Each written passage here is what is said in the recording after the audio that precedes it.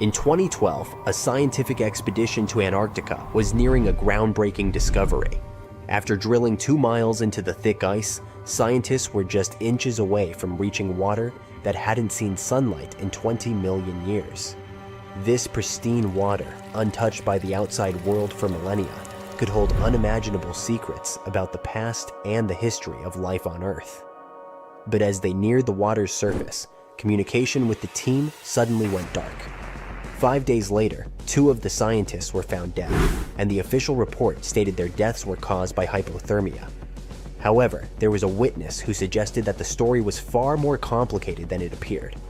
Antarctica is unique in many ways. It is not owned by any country, and the laws governing its land and research are controlled by the Antarctic Treaty, which heavily regulates access to the continent. Visitors are restricted to specific zones, and they are required to be accompanied by an approved escort to ensure they don't stray into areas that are off limits. While these regulations are presented as measures to protect the fragile environment of Antarctica, many insiders believe there is another, far more sinister reason for the strict control.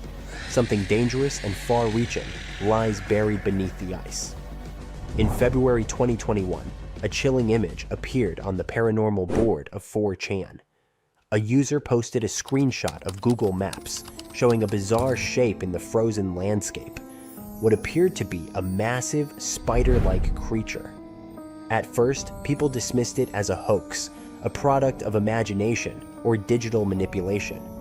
However, things took a strange turn when Anton, the son of a former Navy lieutenant who had been stationed at McMurdo Base in the 1990s, posted photographs of his father's military memorabilia.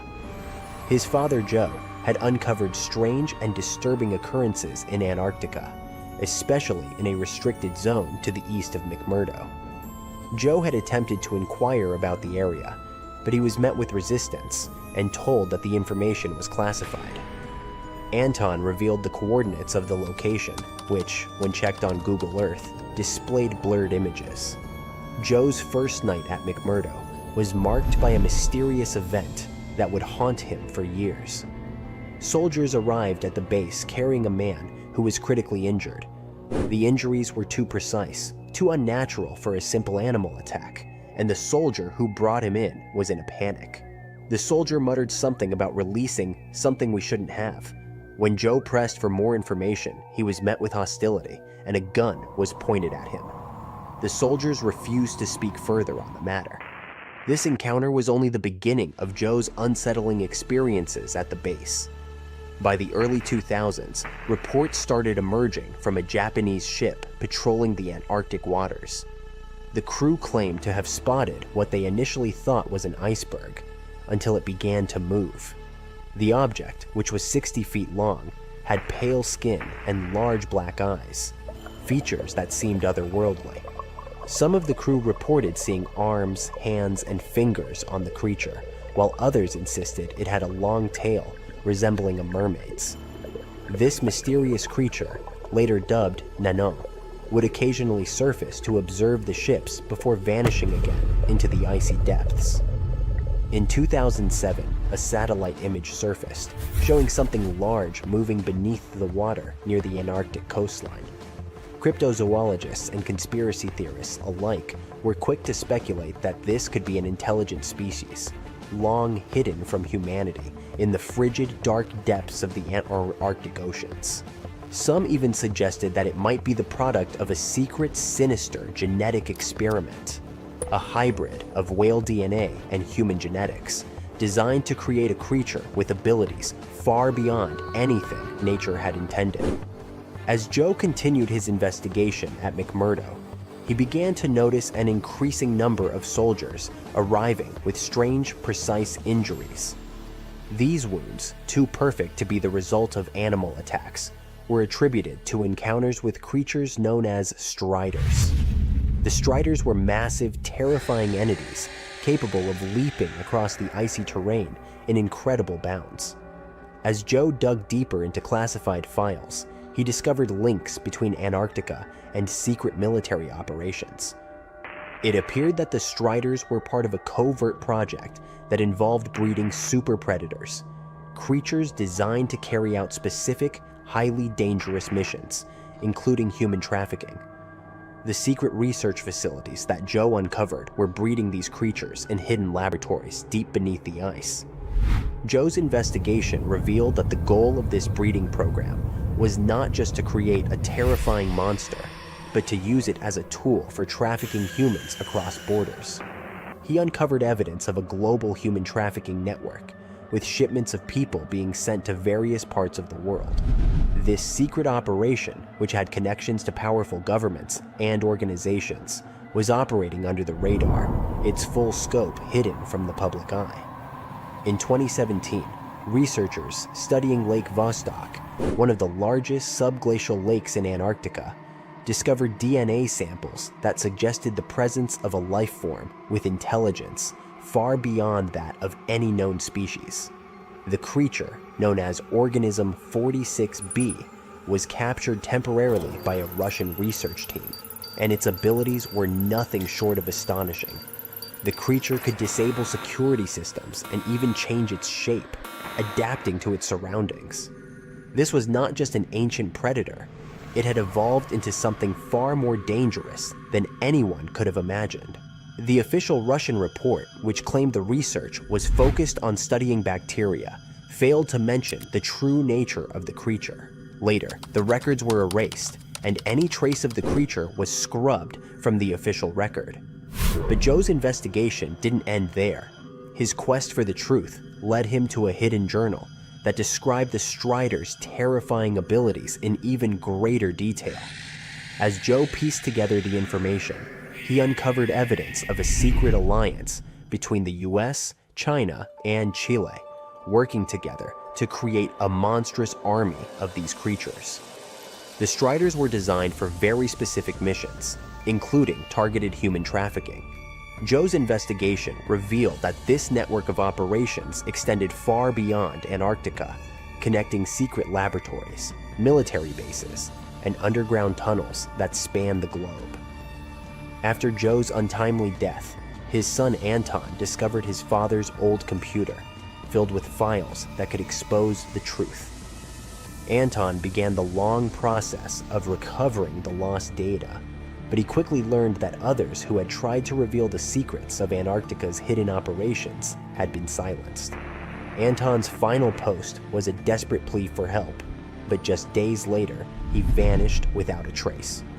The government has since scrubbed all images and data related to these discoveries, but many believe that the dark network of creatures and secret operations still exists beneath the ice, its reach extending into every corner of the world.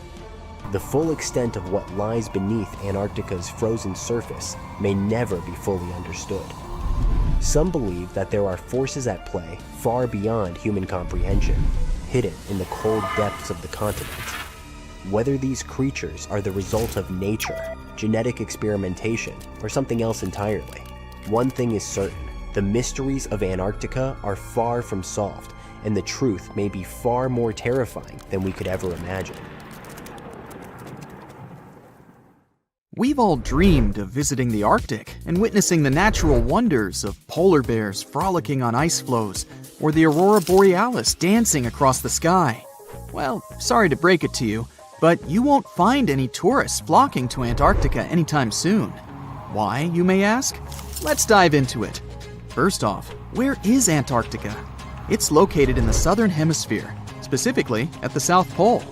The Southern Ocean surrounds it, and most of the continent is covered by ice, making it one of the most remote and frigid places on Earth. Now, have you ever met someone who's visited Antarctica? Probably not. It's one of the least visited places on the planet, and only a handful of lucky explorers have seen its interior, which is mostly made up of glaciers and ice fields. But trust me when I say the wildlife and scenery are out of this world. Why shouldn't you travel to Antarctica? Well, for starters, the environment is incredibly fragile and can be easily damaged. Plus, there are no native human populations on the continent, so your travels would essentially be like visiting an uninhabited island. And let's not forget that it's also one of the most expensive destinations to travel to. Despite all that, Antarctica is not exactly guarded like a fortress, but there is an international agreement called the Antarctic Treaty. This treaty was negotiated to prevent any unwanted activity on the continent and bans some forms of testing done there by member states. But the primary reason we can't just waltz into Antarctica is that it has a delicate ecosystem that needs protection. The treaty states that Antarctica should be used for peaceful purposes only and should be free from any human activity that could harm the environment. Scientists are still learning about the continent's unique ecosystem, and our activity and machines could disrupt the delicate balance that exists there. If you're still itching to go to Antarctica, getting permission isn't exactly a walk in the park. U.S. citizens, for example, need to complete a special form and send it to the Office of Ocean and Polar Affairs. And once you're there, you'll need to follow some strict guidelines to protect the environment, like not disturbing any wildlife or taking souvenirs like rocks, plants, or animals. Now, technically, can you live in Antarctica? While there are no laws banning people from living there permanently, it's a very inhospitable environment and unsuitable for human habitation. Temperatures can reach -76 degrees Fahrenheit and below, making it nearly impossible for anyone to survive without the proper equipment and experience. Plus, the nearest piece of land is over 1,000 miles away, making any inhabitants completely cut off from the rest of the world. Who knows? Maybe one day we'll get the chance to visit this unique and fascinating continent. But until then, let's admire it from afar. Let's now talk a bit about the discovery of Antarctica. Unlike other places that were already inhabited, Antarctica never had a native human population. Ancient Greek philosophers had an idea about the continent and called it Antarctos, meaning opposite the bear.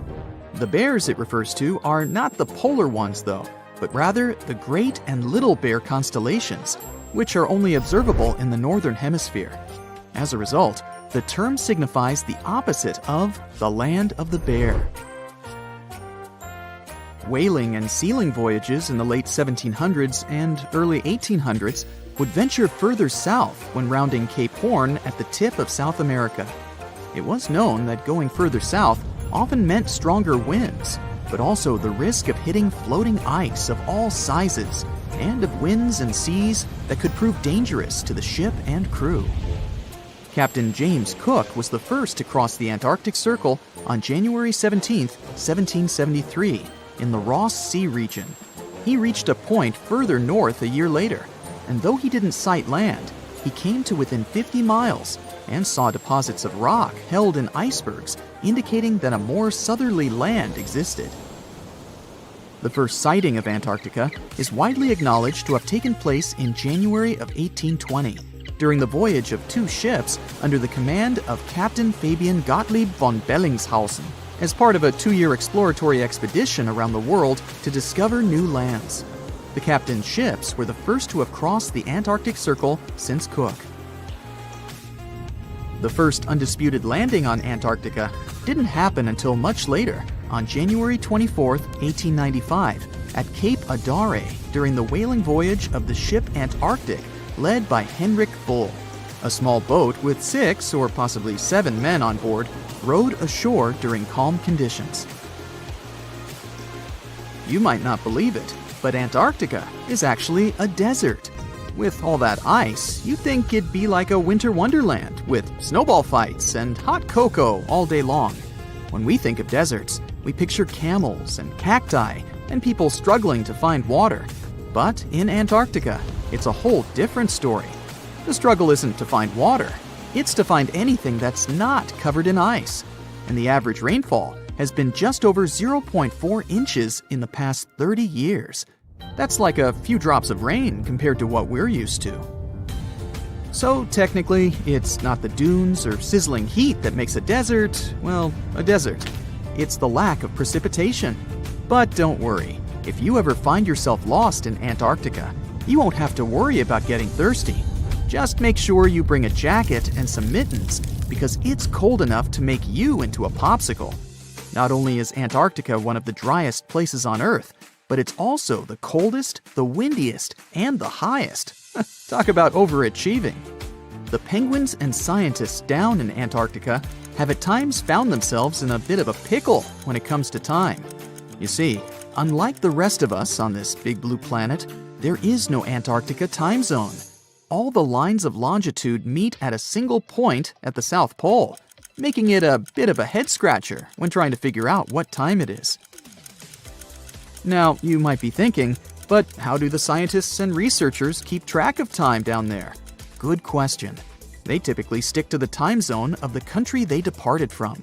However, with stations from all over the world on the Antarctic Peninsula, things can get a little wacky. Imagine trying to coordinate with your neighboring countries without accidentally waking them up in the middle of the night. You might think that not much could survive in a place where the temperature is extremely cold, the sun barely shows up, and the wind could blow you away faster than a tumbleweed. Well, as in many places on Earth, life found a way in Antarctica too. Believe it or not, this frozen continent is buzzing with activity. It's home to billions of krill, which in turn attract lots of seals and more penguins than you can shake a fish at. But don't let their cute and cuddly appearance fool you. Penguins are the ultimate swimmers, with streamlined bodies that would make Olympic medal winners jealous. They come ashore to breed and chill, but their real talent is stealing pebbles from each other and forming mathematically precise huddles to stay warm. Antarctica is also home to the largest species of penguin on Earth. It's called the emperor penguin. Sure, these creatures are flightless birds, but that doesn't mean they can't jump. In fact, some of them can leap up to 120 inches. And let's not forget about the seals. With their furry bodies and special songs, these marine mammals are protected by the Antarctic Treaty, and they're thriving in the cool waters of the Southern Ocean too. But the real stars of the show are the whales. During the Antarctic summer, these huge creatures show up in droves to chow down on the abundant krill. It's indeed like a whale buffet down there. Ooh, you're diving into the dark and icy waters of Antarctica. The eerie blue darkness is enveloping you, reminiscent of the vast expanse of open space. In these depths, where you least expect to encounter any living creature, you suddenly hear a loud, strange sound. A quacking noise, as if a giant duck was hidden in the deep.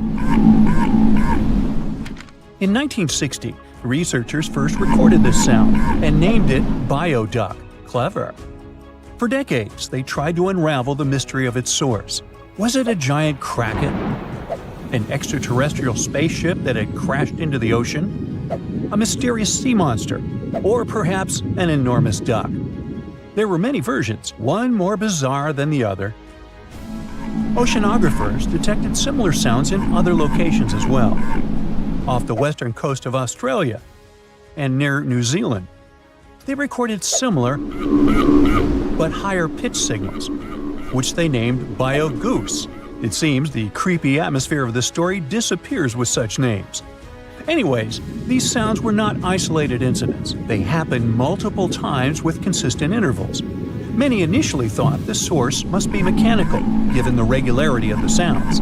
However, studying the oceans in the latter half of the 20th century was challenging because of limited technologies. Nevertheless, scientists persisted in collecting data on bioduck and biogoose, driven by their insatiable curiosity. As more data accumulated, so did the theories. But scientists eventually uncovered the mystery. Bioduck turned out to be a form of communication with a biological origin. When researchers analyzed the repeating sounds, they noticed that the signals never overlapped. One source would speak while the others remained silent, suggesting a form of communication. The question remained, which ocean creature possessed such an extraordinary method of communicating through varied frequency sounds? The answer, as many have guessed, is whales. Scientists compared the bioduck sound from Antarctica with the calls of minke whales and found striking similarities. The biogoose sounds from the waters off Australia and New Zealand likely belong to other species or very young minke whales. This discovery, however, only deepened the mystery. What purpose did these sounds serve? Were the whales discussing their dinner plans, laughing at the humans recording their voices, or perhaps sharing deep insights about the universe. The possibilities were endless, but the most astonishing revelation was that humans might one day learn to communicate with these magnificent creatures. Communicating with whales is no longer a far-fetched idea.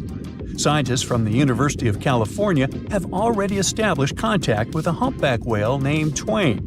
In a groundbreaking experiment, researchers conducted a 20-minute conversation with the marine mammal. Here's how they did it. The specialists went on a marine expedition to the coast of Alaska, where they recorded the sounds of a group of humpback whales.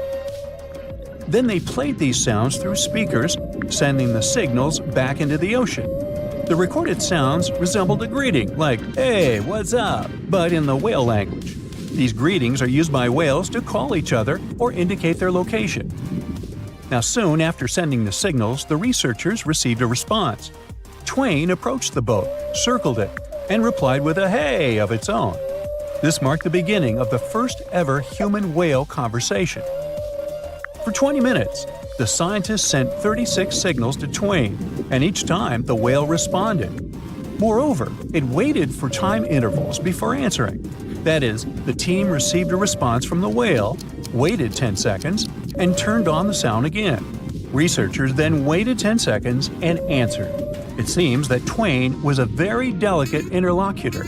Maybe it was a gentleman in the whale world, who knows? Or maybe it was simply intrigued by the unusual interaction.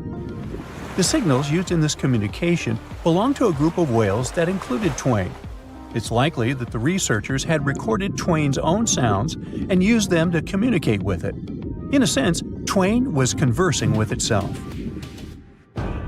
Now let's continue our journey and venture into the deepest oceanic trench on Earth, the Mariana Trench.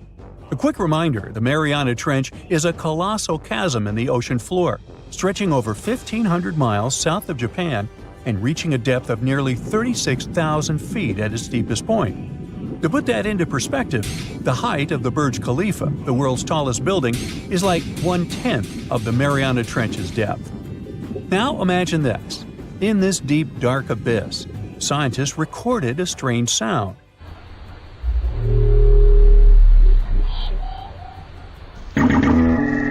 Unlike bioduck, this sound resembled something from a science fiction movie, a low rumble,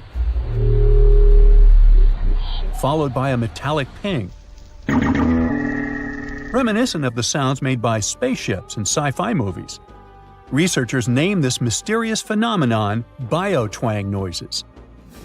Scientists first detected this strange sound in 2014 during an acoustic survey of the Mariana Trench, and they quickly identified its source: whales, specifically Bride's whales. Using artificial intelligence, researchers analyzed around 200,000 hours of audio recordings from the ocean and found matches with a group of Bride's whales. Like other animals, these whales use sounds as a form of communication. Now, did you know what else was found at the bottom of the Mariana Trench? A plastic bottle. It's unlikely it was done by a kraken or a whale or some type of monster.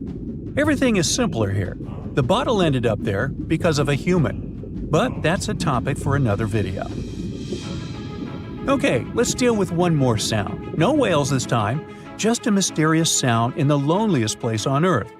This place is called Point Nemo, and that's why it's so lonely. Located in the South Pacific Ocean, Point Nemo is the most remote spot from any land. The nearest island is 1,450 nautical miles away.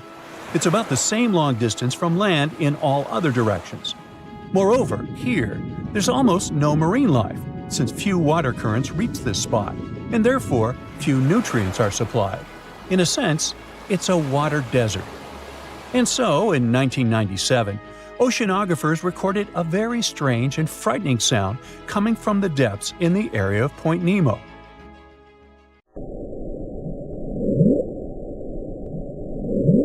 It was something gigantic and scary. People called it the bloop. As soon as journalists found out about this phenomenon, people around the world began to invent the most fantastic versions. The most popular of them was that the sound source was a giant sea monster, kraken, or some other creature. The hype around the bloop didn't last very long. Scientists managed to find out the nature of the mysterious noise. It turned out it belonged to an iceberg. When they crack and collapse, they create powerful ultra-low frequency sounds that can be heard from a very long distance. To confirm this version, scientists recorded the sounds of other icebergs and heard something similar to the bloop. Oh, by the way, Point Nemo is so lonely that space agencies drop out-of-service satellites here. Space objects just fall in the water. There's a 99% chance that no animal or human will be harmed by falling debris in this lonely place. That's why many people call it the satellite cemetery. But what if, someday, a spaceship from another planet falls here? What if it has already fallen in Point Nemo and sometimes emits an emergency signal that breaks through the ocean? Ooh. All the mysteries you have heard have already been solved. How about we end this video with a mystery that still baffles scientists? Meet upsweep.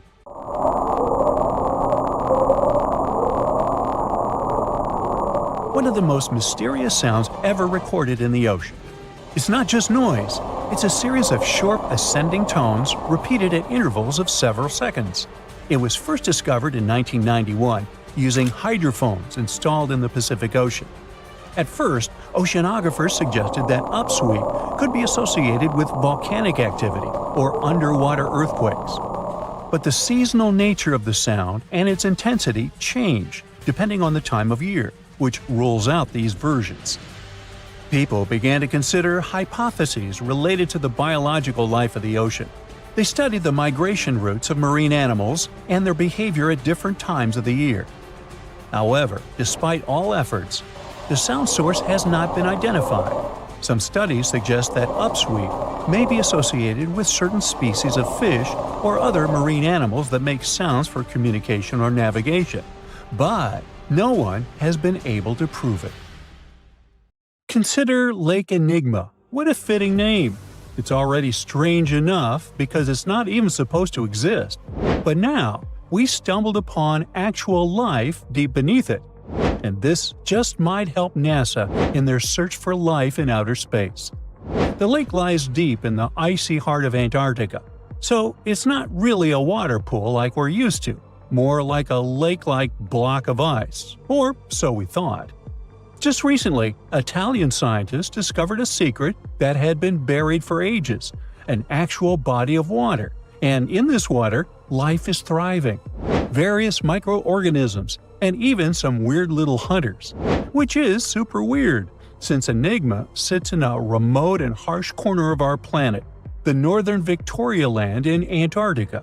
The entire South Pole is cold, but in this place, temperatures can plummet to a horrifying minus 41 degrees Fahrenheit, though on average it's around 7. Chilly. Like we said, this lake shouldn't even be there at all. Antarctica is technically the largest desert on Earth, even though it's covered in snow, because it's super dry. There are zero rains, truly little snowfall, and the sun barely evaporates anything. And even if there is some water, the insane winds make sure to dry everything out super quickly. Putting on our thinking caps, this lake should lose an unimaginable 7 million cubic feet of water every year. Yet, the water remains. Why? No one knows. Scientists say there could be something deep underground that refills it constantly. They just have no idea what that might be. Maybe deep underground rivers, melting ice, or something else entirely. But hence the name, the Enigma Lake. The block of ice we mentioned is permanent and super thick, at least 36 feet of it, and that's higher than a 3-story building. So researchers decided to check out if there's anything beneath it. They used a so-called ground-penetrating radar, a super smart echo detector for the ground. This radar sends invisible radio waves into the Earth. When they hit something underground, like rocks, water, or anything else, they bounce back to the device. By measuring how long it takes for the signal to return and how strong they are, we can determine the distance and what exactly the radar hit. That's how animals like bats, whales, and dolphins can see underwater. And we humans stole this cool nature idea to research buried structures and hidden caves. Scientists used this device all over the Enigma surface. This way, they were able to create an entire map of this under-ice world beneath. The water itself wasn't surprising. It's the unique ecosystem in it that shocked them. Unfortunately, no secret monsters or extraterrestrial secrets this time. But there are microorganisms there that may not exist anywhere else on Earth. Somehow, these creatures have managed to survive in complete isolation and extreme cold. It's not that we don't know these microorganisms, we've met them before, just not exactly like this. There are a couple groups hanging out down there. The first one is Bacteroidota. They love breaking down complex molecules, especially in your stomach, and help digest tough plant fibers. They mostly hang out inside us, but in the outside world, we might occasionally find them in soils and oceans. Then Actinobacteriota, genius chemists among bacteria. They decompose organic materials and help the soil get healthier. They're also famous for producing antibiotics, so we owe a lot of our medicine to them. The third one is Pseudomonadota. These guys weren't a surprise. They're crazy adaptable. They can thrive pretty much anywhere, from soil to water to the human body. Some of them are good, helping plants grow and in nutrient cycles, but others can be opportunistic pathogens. Ooh, bad guys. But what is actually a surprise is that Lake Enigma has tons of passibacteria. They're ultra-small even for microorganisms and can barely do anything themselves. So they prefer to live in symbiosis or be little parasites, relying on their hosts for nutrients and other necessities. All these little chompers might be ancient. They could be remnants of a time before the lake froze over completely, which is hundreds of thousands of years ago. It's simply weird to encounter these bacteria in the Enigma Lake, especially the little parasites. Passibacteria usually love low-oxygen environments, but this lake is very oxygen-rich, not even mentioning an almost 40 feet of ice above.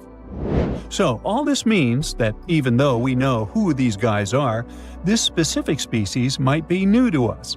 They could have evolved with some unique adaptations and abilities using the lake's unusual chemistry. They probably rely on a super simple and delicate food web.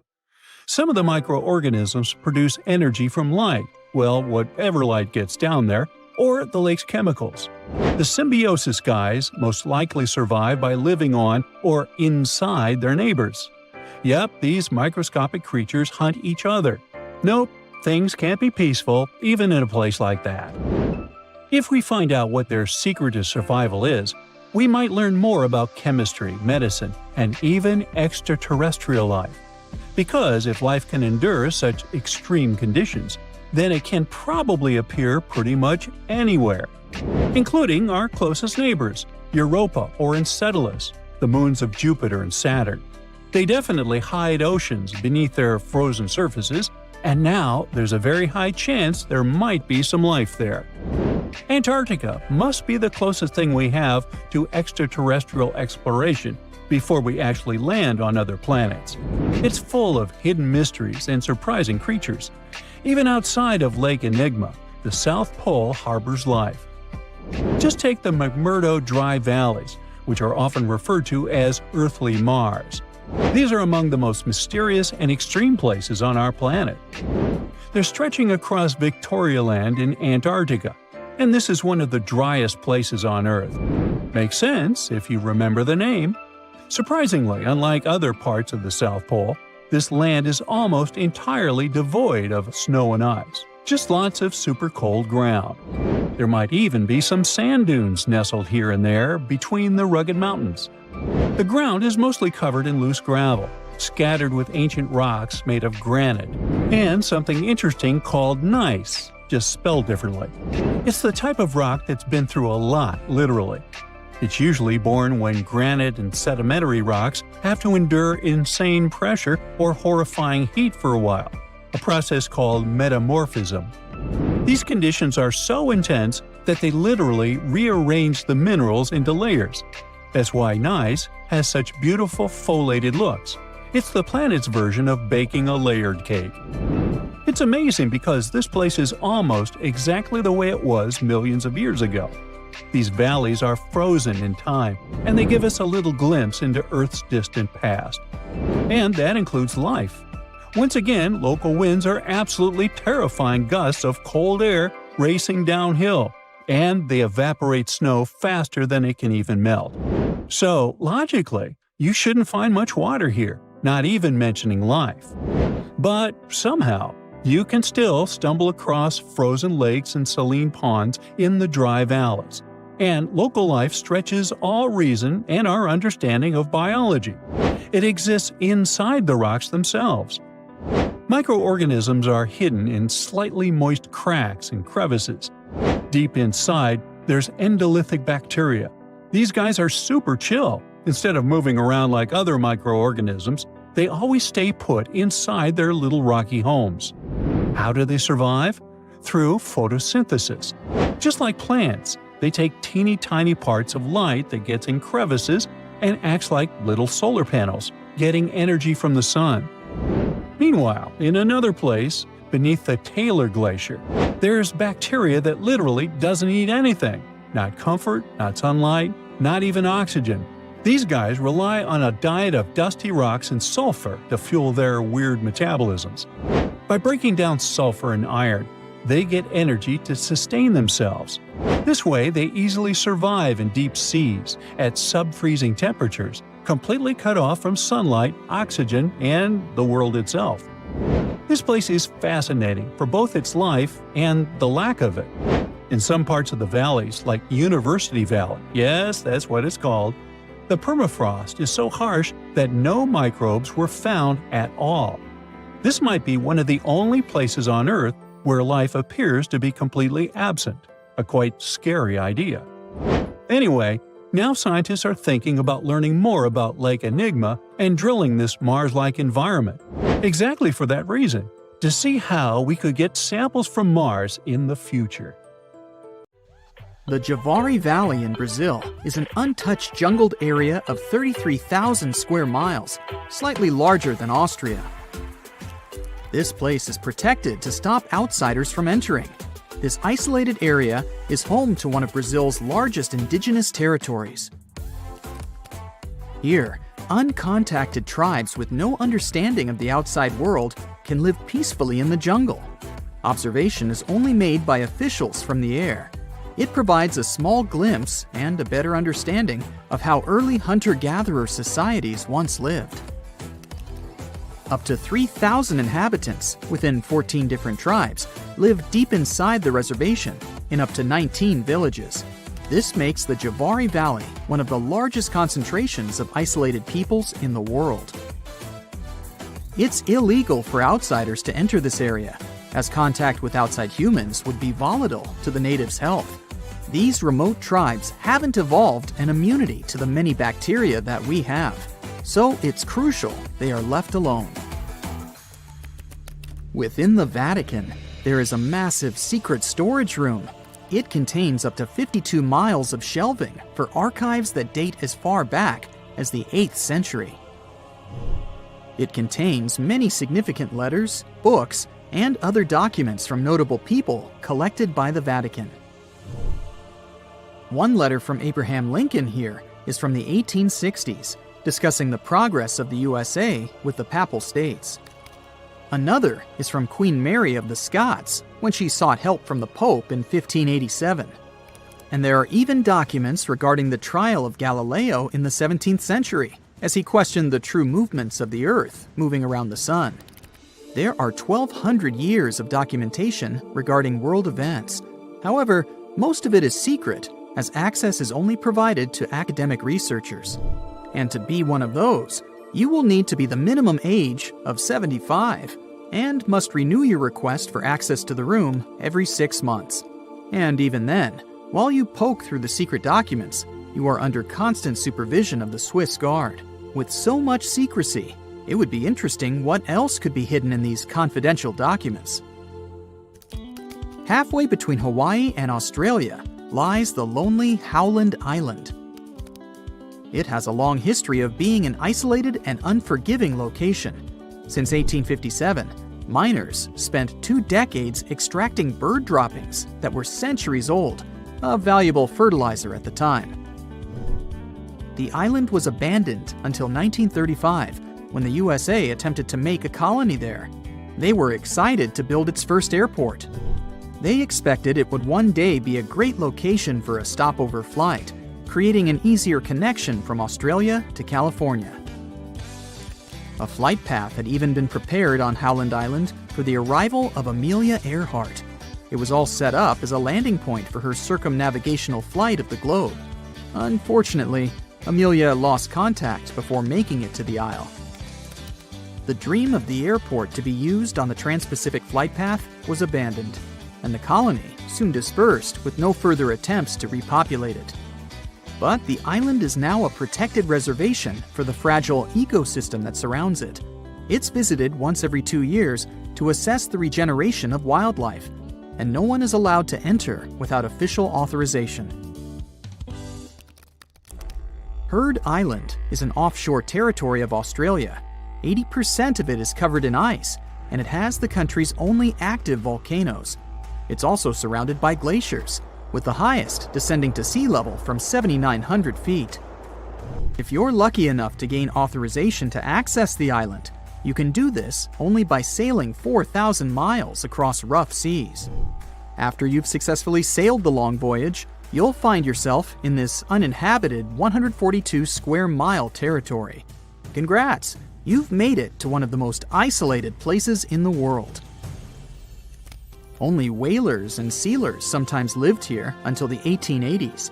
And since these whalers left, only researchers have made the daring voyage. Since 2011, no one has returned.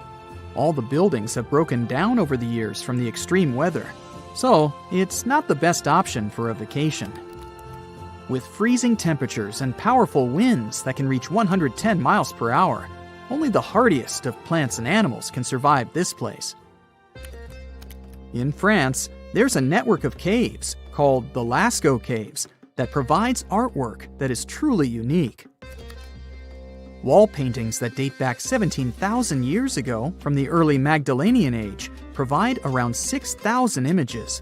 They decorate the walls, giving a great insight to what types of animals existed in that ancient period. Some of the animals portrayed have been extinct in France for thousands of years, like the ancient aurochs and rhinoceros. Painted in a mixture of red, yellow, and black colors, made from several different mineral pigments, the pictures depict what hunter-gathering societies hunted from the region, but the ingredients were vulnerable from tourists' visits, which were then stopped in 1963. The carbon dioxide from the visitors' breath and presence of light caused lichens, crystals, and molds to appear in the caves, which provided potential damage to the minerals of the paintings. These caves are now heavily restricted for entry, but replicas of the paintings have been made available to provide a similar experience. Canada is the second largest country in the world, although the northwestern part is mostly unpopulated. One island in this area, Devon Island, is the largest uninhabited island on the planet. It covers a massive area of 12,000 square miles, almost the same size as Croatia. People struggled to live in this desolate land.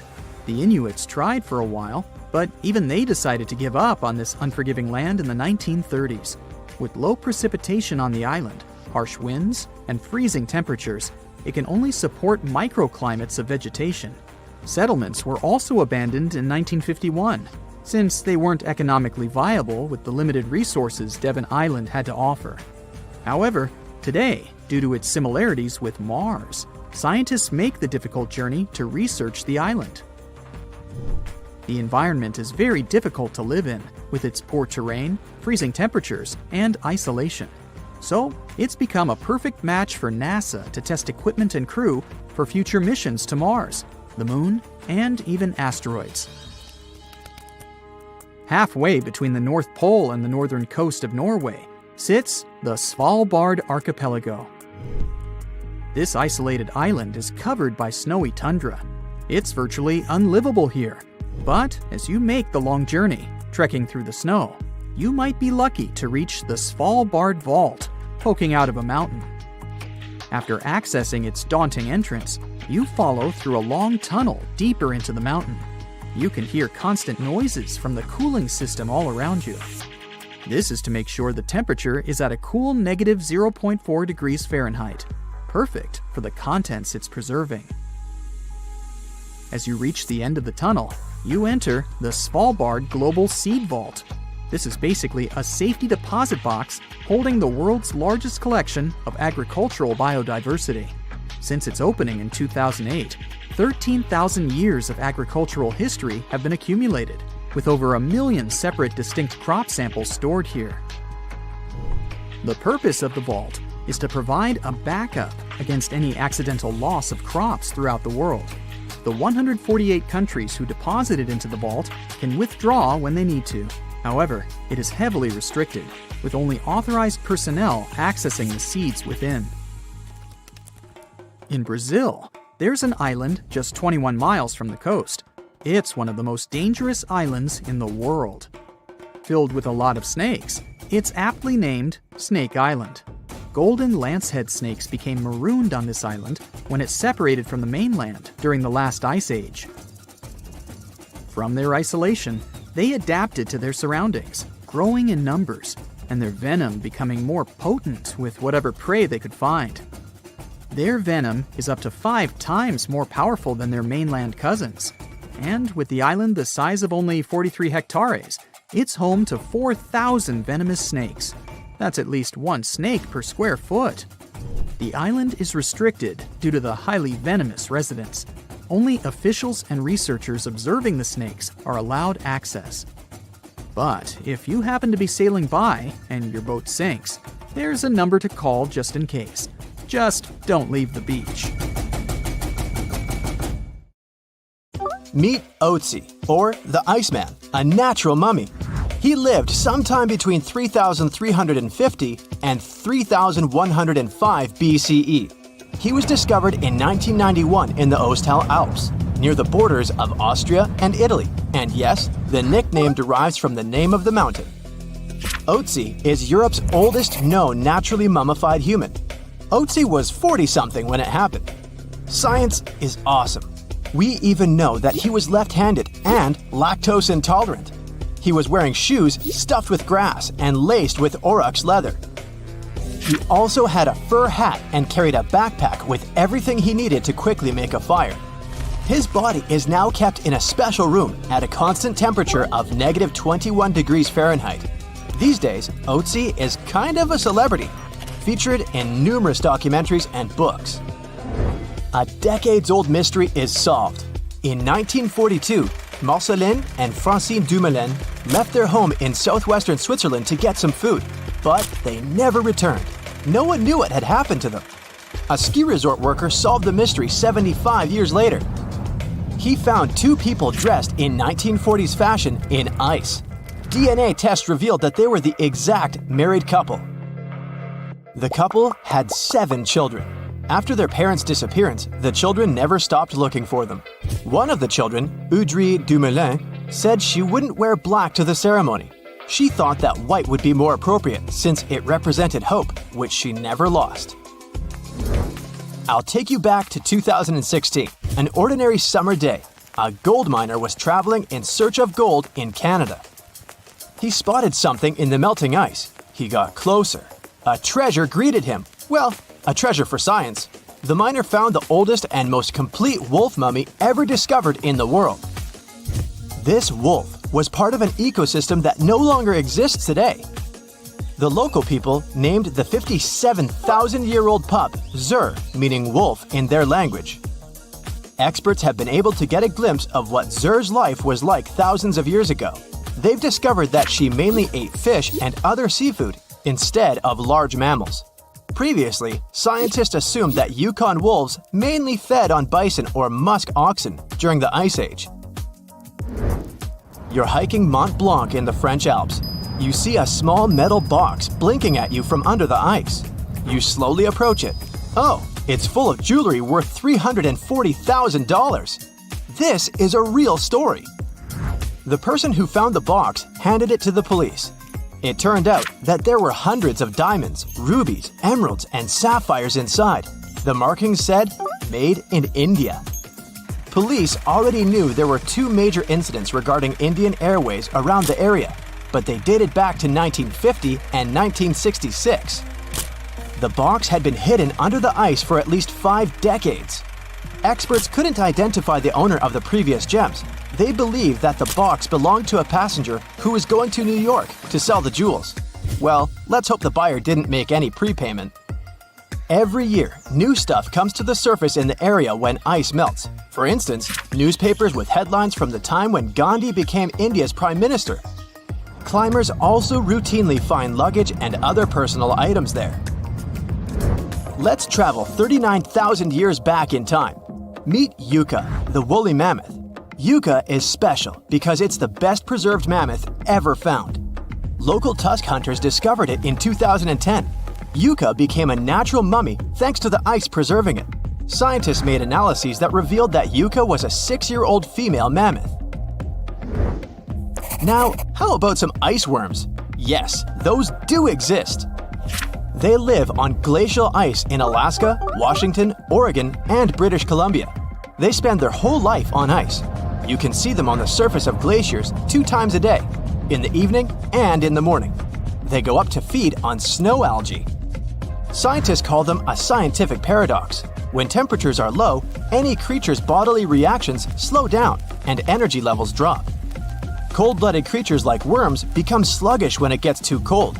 But the laws of nature don't seem to apply to ice worms. They thrive and are very active when it's freezing cold. But as glaciers are melting, ice worms' habitats disappear too.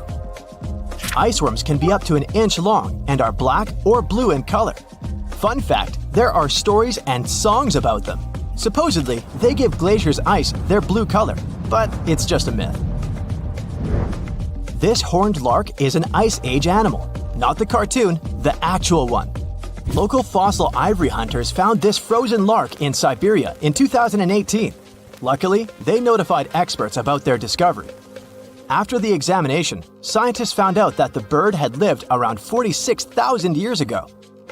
The most interesting thing is that the bird was in such good shape, considering that it had been under ice for millions of years. Experts say that the lark looked as if whatever had happened to it occurred just a few days ago. Turns out, the bird lived in the same era as other Ice Age animals, for example, mammoths. This book was lost for decades. It belonged to George Murray Levick, a surgeon and photographer. In 1910, he was on an expedition to Antarctica. Levick and his teammates spent months observing penguins, but they had to drop everything due to harsh weather conditions. Levick and his team were trapped in the area. They survived by digging a tight ice cave. Eventually, a ship managed to get to a nearby location and they were saved. But Levick left his notebook behind. It had lists of dates, subjects, and photographs he took at Cape Adare. Most pages of the book got dissolved, yet experts managed to save what was left of it. The notebook was published a century after it had been written. Look at this bone. It belongs to a scimitar cat. The bone was found in Klondike, Alaska. What makes it unique is that scientists managed to extract DNA from it. They found out it was a pre-Ice Age animal, more than 50,000 years old. Scientists used to assume there weren't any scimitar cats in the world, but this bone debunked previous theories. Plus, researchers found out that these cats had had natural hunting abilities, good eyesight, and endurance for long-distance running. At one point in the past, the number of animals the cats hunted started to decline, and ultimately, scimitar cats were outcompeted and eventually disappeared. Not just iceworms, but also viruses live in ice. Researchers revived 33 types of ancient viruses, which had been frozen 15,000 years ago. 28 of them were unknown to science.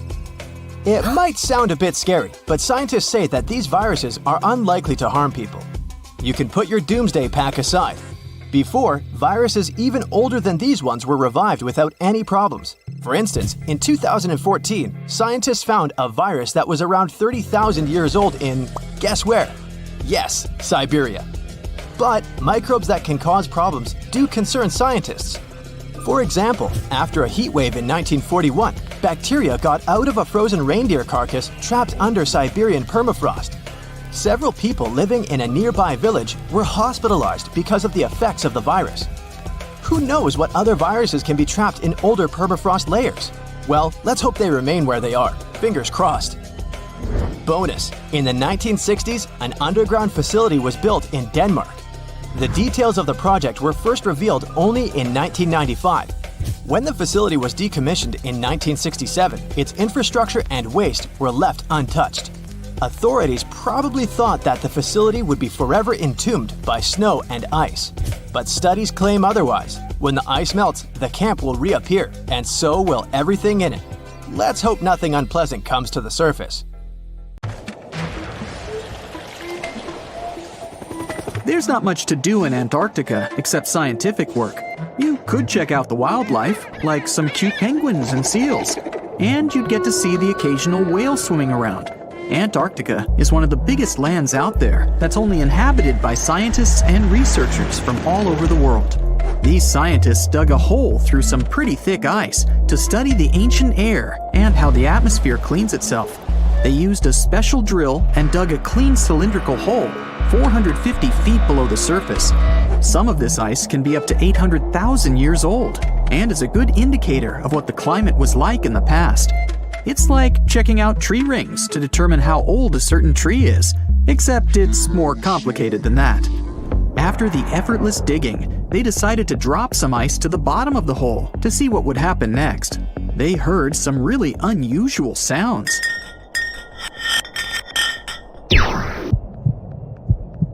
It felt like being on a spaceship traveling through a bunch of obstacles with many rocks smashing into each other. The pitches changed over the quick descent of the block of ice, ranging from high pitch and ending with a low heartbeat-like sound. The scientists were puzzled when they first heard this and dropped some more ice, only to find out that the same type of sounds were being produced, just in different variations. They couldn't tell what was down there, and, more importantly, why these kinds of sounds were produced. Antarctica boasts quite a few volcanoes, many of which are under super thick sheets of ice. Scientists discovered 91 volcanoes and claimed there could be more, potentially making it the most extensive volcanic region in the world. While they were doing regular scientific research, they came across many unmistakable large cone-shaped figures underground. Some were as deep as 2 miles in the ice. Some of the peaks were over 3,000 feet tall and dozens of miles across.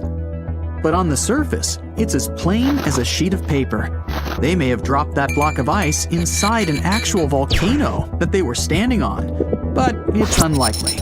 Even though the underground volcano presence was discovered by accident, there's a small chance they were actually standing on one where they had their workstation set up. It's more likely that they worked in an area where studying ancient climates is easier and less dangerous than other places. They collect ice samples and study them in a lab. It's like discovering a prehistoric insect embedded in amber millions of years ago when dinosaurs used to roam the land. But instead of little bugs, scientists study ancient dust, air bubbles, sea salts, volcanic ash, and anything else that may have come from the environment. They can practically tell how the climate was during that time. These ice samples might show that Antarctica's western ice sheet melted when the Earth's climate warmed up. If it did, then it's likely to happen again. That would mean sea levels rising, affecting coastal cities and small remote islands. But scientists aren't sure it's true, despite some evidence to back it up. The process of studying ice samples can take a week or even a year, depending on what they find. They crush or melt the sample bit by bit.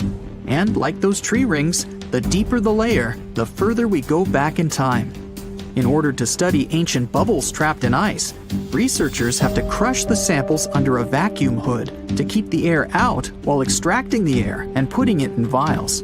There are various instruments and devices to study the ice samples, but because it's so sensitive to damage, each measurement must be in a clean room setting so that nothing gets compromised. The scientists have to wear proper bodysuits and many layers of gloves and constantly get ventilated. Even something as tiny and insignificant as a fingerprint can ruin a sample. They look for certain patterns to see changes in the atmosphere's composition and temperature. But dropping a few blocks of ice down a hole wouldn't be so bad. The reason why it made such a peculiar sound is the same reason why a moving car sounds different when it's honking than when it's stationary. The scientific word for it is the Doppler effect. It's an obvious change in the frequency of a wave with respect to an observer who is moving relative to the wave source. The effect doesn't mean the frequency of the sound changes, it just shifts. And this can be said about other types of waves, like water and light. But sound waves are the most popular ones when it comes to the Doppler effect. So, when the scientists dropped the ice block down the bottom of the hole, the sound waves traveled back up and bounced around the narrow tube where they drilled. That's why they got the pew pew sound. Let's not forget that this ice block traveled 450 feet beneath us. Oil ships dig holes in the oceanic crust that go thousands of feet beneath the Earth. The Kola Super Deep Borehole in Russia is the deepest hole ever made by humans. It goes more than 40,000 feet below the surface and took almost 20 years to reach 7.5 miles. Below it is only half the distance to the mantle. In terms of the whole Earth, this very deep hole is literally scratching the surface. This wasn't a hole to dig for oil, and wasn't in the ocean either. The drilling was stopped in 1992 when the engineers found out that the temperatures were 100 degrees Fahrenheit higher than they predicted. And then it was abandoned, and it's just been a barren hole now. But that's the closest we've dug to the center of the planet. The scary thing is that some of the workers on the site could hear voices coming from within. All the way in Yemen, an ancient hole exists in Barhout, in the east of the country in the middle of the desert. It's actually closer to Oman than to the capital Sana'a. This hole has puzzled experts and locals. Unlike the holes in Russia and Antarctica, this wasn't man-made. Or was it?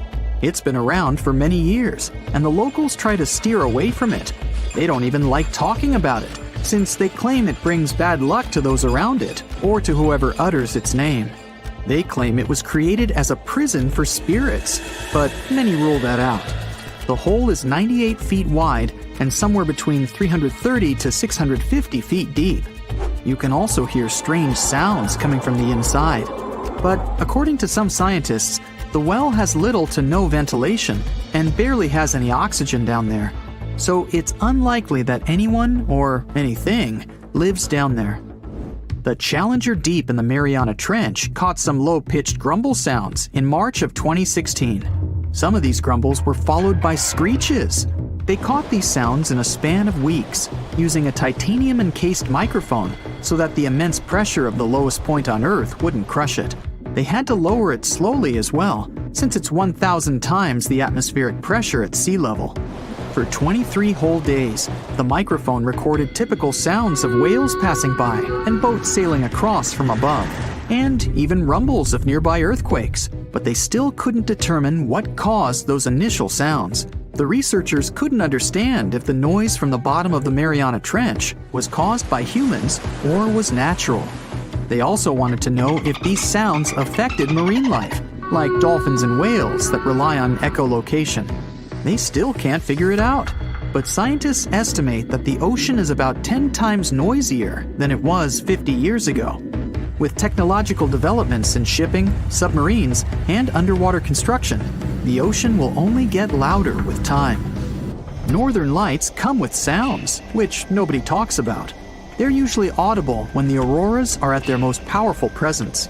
Scientists were always puzzled as to what caused the faint popping and crackling, even though they were very far above us.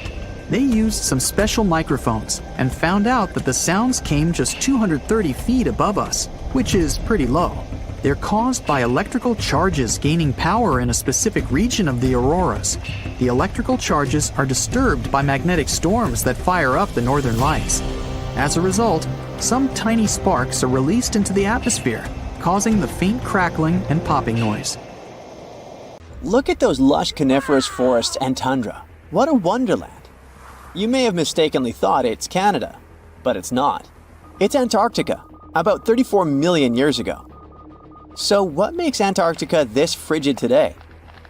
It turns out a mix of dropping carbon dioxide levels and some tectonic shuffle played a huge role in transforming this ice-free paradise into the frozen continent we know now. About 50 million years ago, CO2 concentrations were sky high, strutting around at around 1,000 to 2,000 parts per million. But as those levels tumbled down, global temps started to drop, paving the way for the mighty ice sheets that later took over Antarctica. While the CO2 dive was happening, tectonic activity was also working its magic. The big split between South America and Antarctica opened up the Drake Passage, which created the Antarctic Circumpolar Current. This powerful current acted like a bouncer, keeping warm air and ocean currents from crashing the Antarctic party, and helping keep things rather frosty. If you mix up Australia and Antarctica, you're not that wrong. These two continents used to be one. If you mix up Austria and Australia, it's much worse. By the way, don't fall for the internet myths and memes. There's no help desk in Austria specifically for people who intended to fly to Australia. Now, look at this magnificent Australian pink beach. It's precious, and not in a figurative sense. Those mysterious pinkish sands are actually garnet, and it's widely used in jewelry. Geologists studied those sands and came to the conclusion that the garnet contained there is older than local mountains. That doesn't make sense, right? In fact, it does. You see, Australia didn't used to be this very detached continent as it is now. Many millions of years ago, Australia and Antarctica were part of the supercontinent Gondwana, and glacial erosion released the garnet, which eventually made its way to the beach. These sands formed when South Australia was flat and chill, long before the mountains appeared. Most garnet gets washed away, but this batch has a rich history, tracing back to glacial rocks in the Transantarctic Mountains. So this pink sand comes from an ancient mountain range hidden under Antarctic ice. Not only does Antarctica ice hide gems like garnet, if you look harder, you might find entire buildings. Sounds insane, but this is exactly what a British explorer did. His name is Chris Brown, and he uncovered an entire building beneath the ice. He was traveling to the pole of inaccessibility, and it all started with a bummer.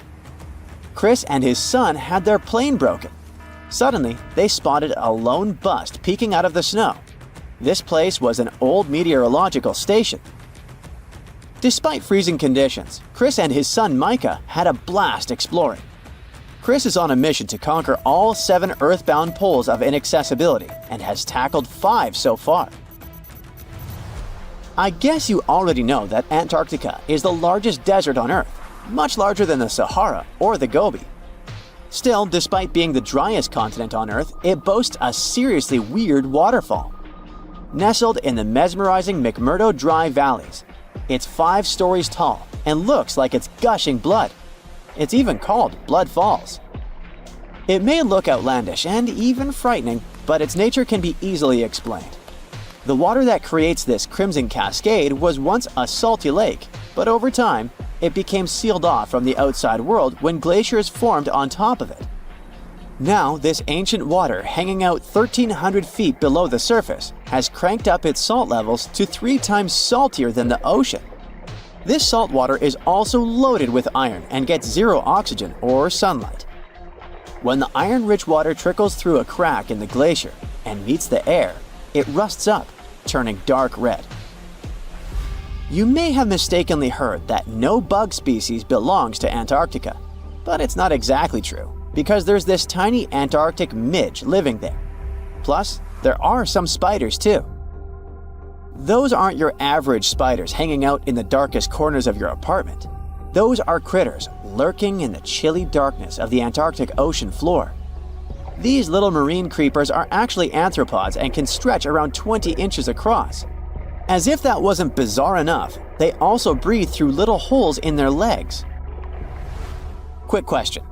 What's the color that you associate most with Antarctica? I'm sure it's white. That's my association too. However, Antarctica may look like a slice of watermelon. That colorful snow comes courtesy of a tough little algae called Chlamydomonas nivalis. When things start to warm up during the Antarctic summer, These little guys release their vibrant red and green spores, painting the snow in wild and funky colors. But it's best to steer clear because that snow is not just a pretty sight. It's also toxic and definitely not edible. Searching for fossils is always a blast, but when you're in one of the most remote spots on the planet, it gets even more exciting. A diverse team of scientists recently hit the mother lode, pulling in over a ton of fossils from ancient marine life, dinosaurs, and birds from the late Cretaceous period, about 71 million years ago. Their adventure kicked off with a flight to South America, followed by a 5-day trek through the infamous Drake Passage. Upon reaching Antarctica, they set up camp using helicopters and inflatable boats. You might be thinking, why dig in Antarctica with all that ice? Well, it turns out there are places where rocks pop up, depending on the season. The team went to James Ross Island, located in the Antarctic Peninsula, and they went there during February and March. And that's one of the few parts of Antarctica where in summer, rocks are exposed, and those rocks can come from the age of dinosaurs. The expedition was a success, as they discovered over a ton of remarkable finds. Next up, the fossils will head to Chile before making their way to Pittsburgh's Carnegie Museum of Natural History. Among their discoveries, they found relics dating back about 71 million years, alongside some around 67 million years old, including plenty of snails, clams, and various marine creatures. Yikes! Look at this creepy sea worm. It could live in LA and be a star in a horror movie, but it chooses to call the chilly waters of the Southern Ocean near Antarctica its home. These worms can grow up to 8 inches long and 4 inches wide, but don't let their spooky exterior trick you. Research suggests they might actually be superheroes in disguise, playing a vital role in keeping ecosystems buzzing. Now, see that head? It's not really a head. It's just a retractable throat that helps this toothy creature chow down on its meals. Antarctica has many creepy critters to offer. Let me introduce you to the Antarctic strawberry feather star. It's not like Patrick from SpongeBob, though. It's more like a deep-sea creature straight out of a horror movie. Picture this: 20 wiggly arms, some stretching up to 8 inches, all decked out with these bizarre little bumps. Yikes indeed. Back in 2014, scientists buried 34 seismic monitors in the snow on the Ross Ice Shelf, which is huge. Think of it as an ice slab the size of Texas, just chilling over the Southern Ocean. These clever little machines picked up a nearly non-stop buzzing. Even though our human ears usually can't catch these low-frequency sounds, scientists have worked their magic and made them audible for us. They even shared the creepy audio online. A glaciologist from the University of Chicago says that if you could hear this vibration, it'd sound like a swarm of cicadas taking over the backyard in late summer. But these glacier explorers weren't trying to capture spooky tunes. They're actually on a mission to monitor the Ross Ice Shelf because things are heating up, literally, and the ice is melting faster than ice cream on a hot day. Ice shelves are like Earth's safety plugs, keeping all that massive ice from surging into the ocean. So what exactly is making all that noise? It's likely just strong winds whipping across ice dunes, creating a kind of natural vibration. Do you know that NASA explores not only stars, planets, galaxies, or black holes? Hard to believe, but yes. The agency also works on discoveries here on our home planet Earth. So what has NASA recently discovered? Is there life under the ice? While they were analyzing data recently, they discovered something unbelievable hiding under Antarctica's ice. And this discovery not only changes everything we know about the whole water system of the Earth, but it may also help with research about life in space. Humankind's existence might depend on understanding Antarctica and its secrets. So, the recent discoveries reveal vital information about our survival. But before we continue, let's see how much you know about this place, where it's only ice as far as your eyes can see. Antarctica is one of the world's 7 continents in the southern hemisphere. It's the 5th largest continent in terms of total area, and that means it's almost twice the size of Australia. Want to see real meteorites? Go to Antarctica. Due to its dry climate, Antarctica is one of the best places to observe space. But what's even greater is that you can find meteorites on the white surface of the continent. Scientists have already plucked about 45,000 meteorites from the ice, and they think they can see another 300,000. Since there aren't many terrestrial rocks there, it's easy for them to spot them thanks to their dark color. Antarctica's dry desert environment also helps preserve them, even the ones that fell to Earth more than 1 million years ago. And can you imagine any volcanic activity in Antarctica? It's hard. But this place is where fire meets the ice. West Antarctica is where most volcanic activity occurs. Scientists recently found that 138 volcanoes exist in West Antarctica alone. Wow! You would think that Antarctica is always cold, but no. Its coastal regions can get as warm as 50 degrees Fahrenheit. But have you ever wondered what Antarctica would look like if there were no ice? It may seem unimaginable now, but it was not always covered by ice. That was 34 million years ago, though, so nobody could tell how the continent's surface would be without the ice. But NASA changed that. They generated computer simulations and created the most accurate map of it as of today. What they saw was incredible. The continent was not flat at all like it seemed. It's pretty bumpy with valleys, rolling plains, and high mountains. But this was nothing next to what they had discovered under Antarctica's ice. So, what is it? Drum roll, please. NASA found 2 new subglacial lakes. And what's even cooler about it is that they spotted these lakes from space. How is that? If your answer is high-tech satellites, then you're right. In 2003, NASA launched a satellite called IceSat. It measured ice sheet mass balance and cloud and aerosol heights. The satellite also helped create the ice-free map of Antarctica. In 2010, the European Space Agency launched the second satellite, CryoSat-2. It was for tracking the changes in the thickness of the ice. Then, in 2018, NASA launched the third one, IceSat-2, a follow-on to the IceSat spacecraft. It measured ice sheet elevation and sea ice thickness. It was NASA's most advanced Earth-observing laser instrument. It delivered the highest precision data. And when that was combined with the data from the other satellites, it was possible to spot these 2 new lakes near a pair of larger ones. But how is it possible that these lakes exist in the first place? The average thickness of most Antarctica ice is approximately 1.2 miles. However, it can get over 1.8 miles thick in some places, especially during the winter. So, you might think that there's nothing under there, but science says otherwise. It's not quite possible to see it with your bare eyes, but the continent's ice is slowly but constantly flowing in different directions under the force of its weight. But scientists could not figure out how water moved for many years. That started to change in 2007, when data gathered from the IceSat provided insight into what hides beneath the surface.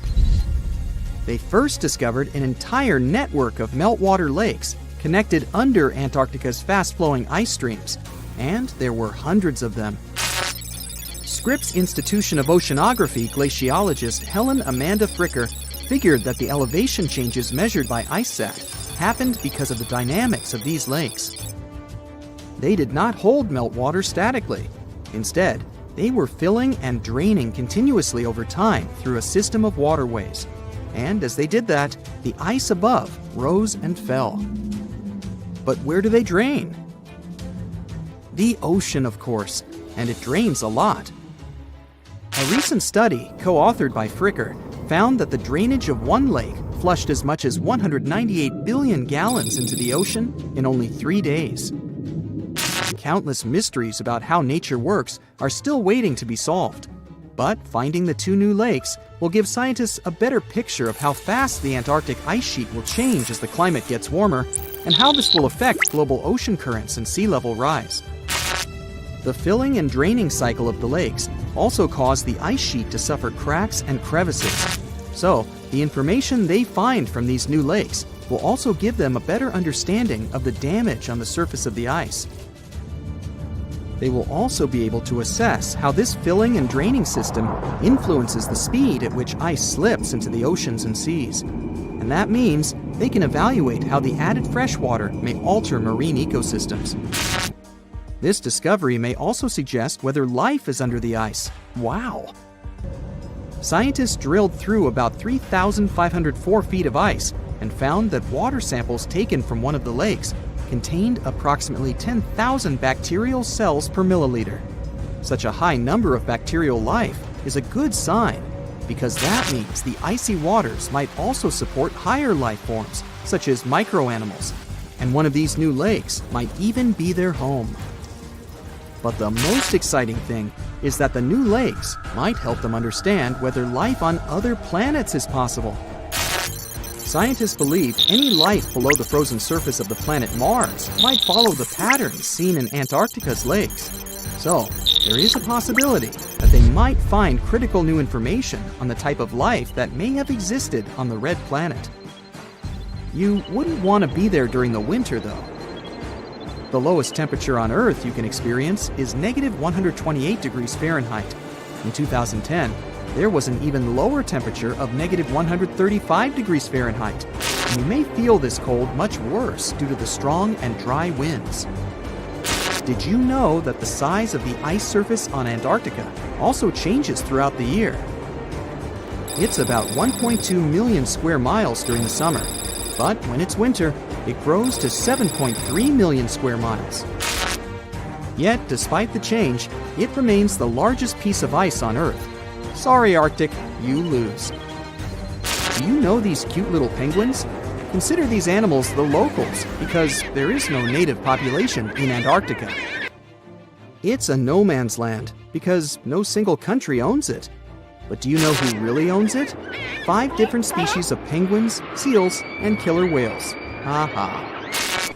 Despite the continent's harsh conditions, you can visit it as a tourist for fishing and research purposes.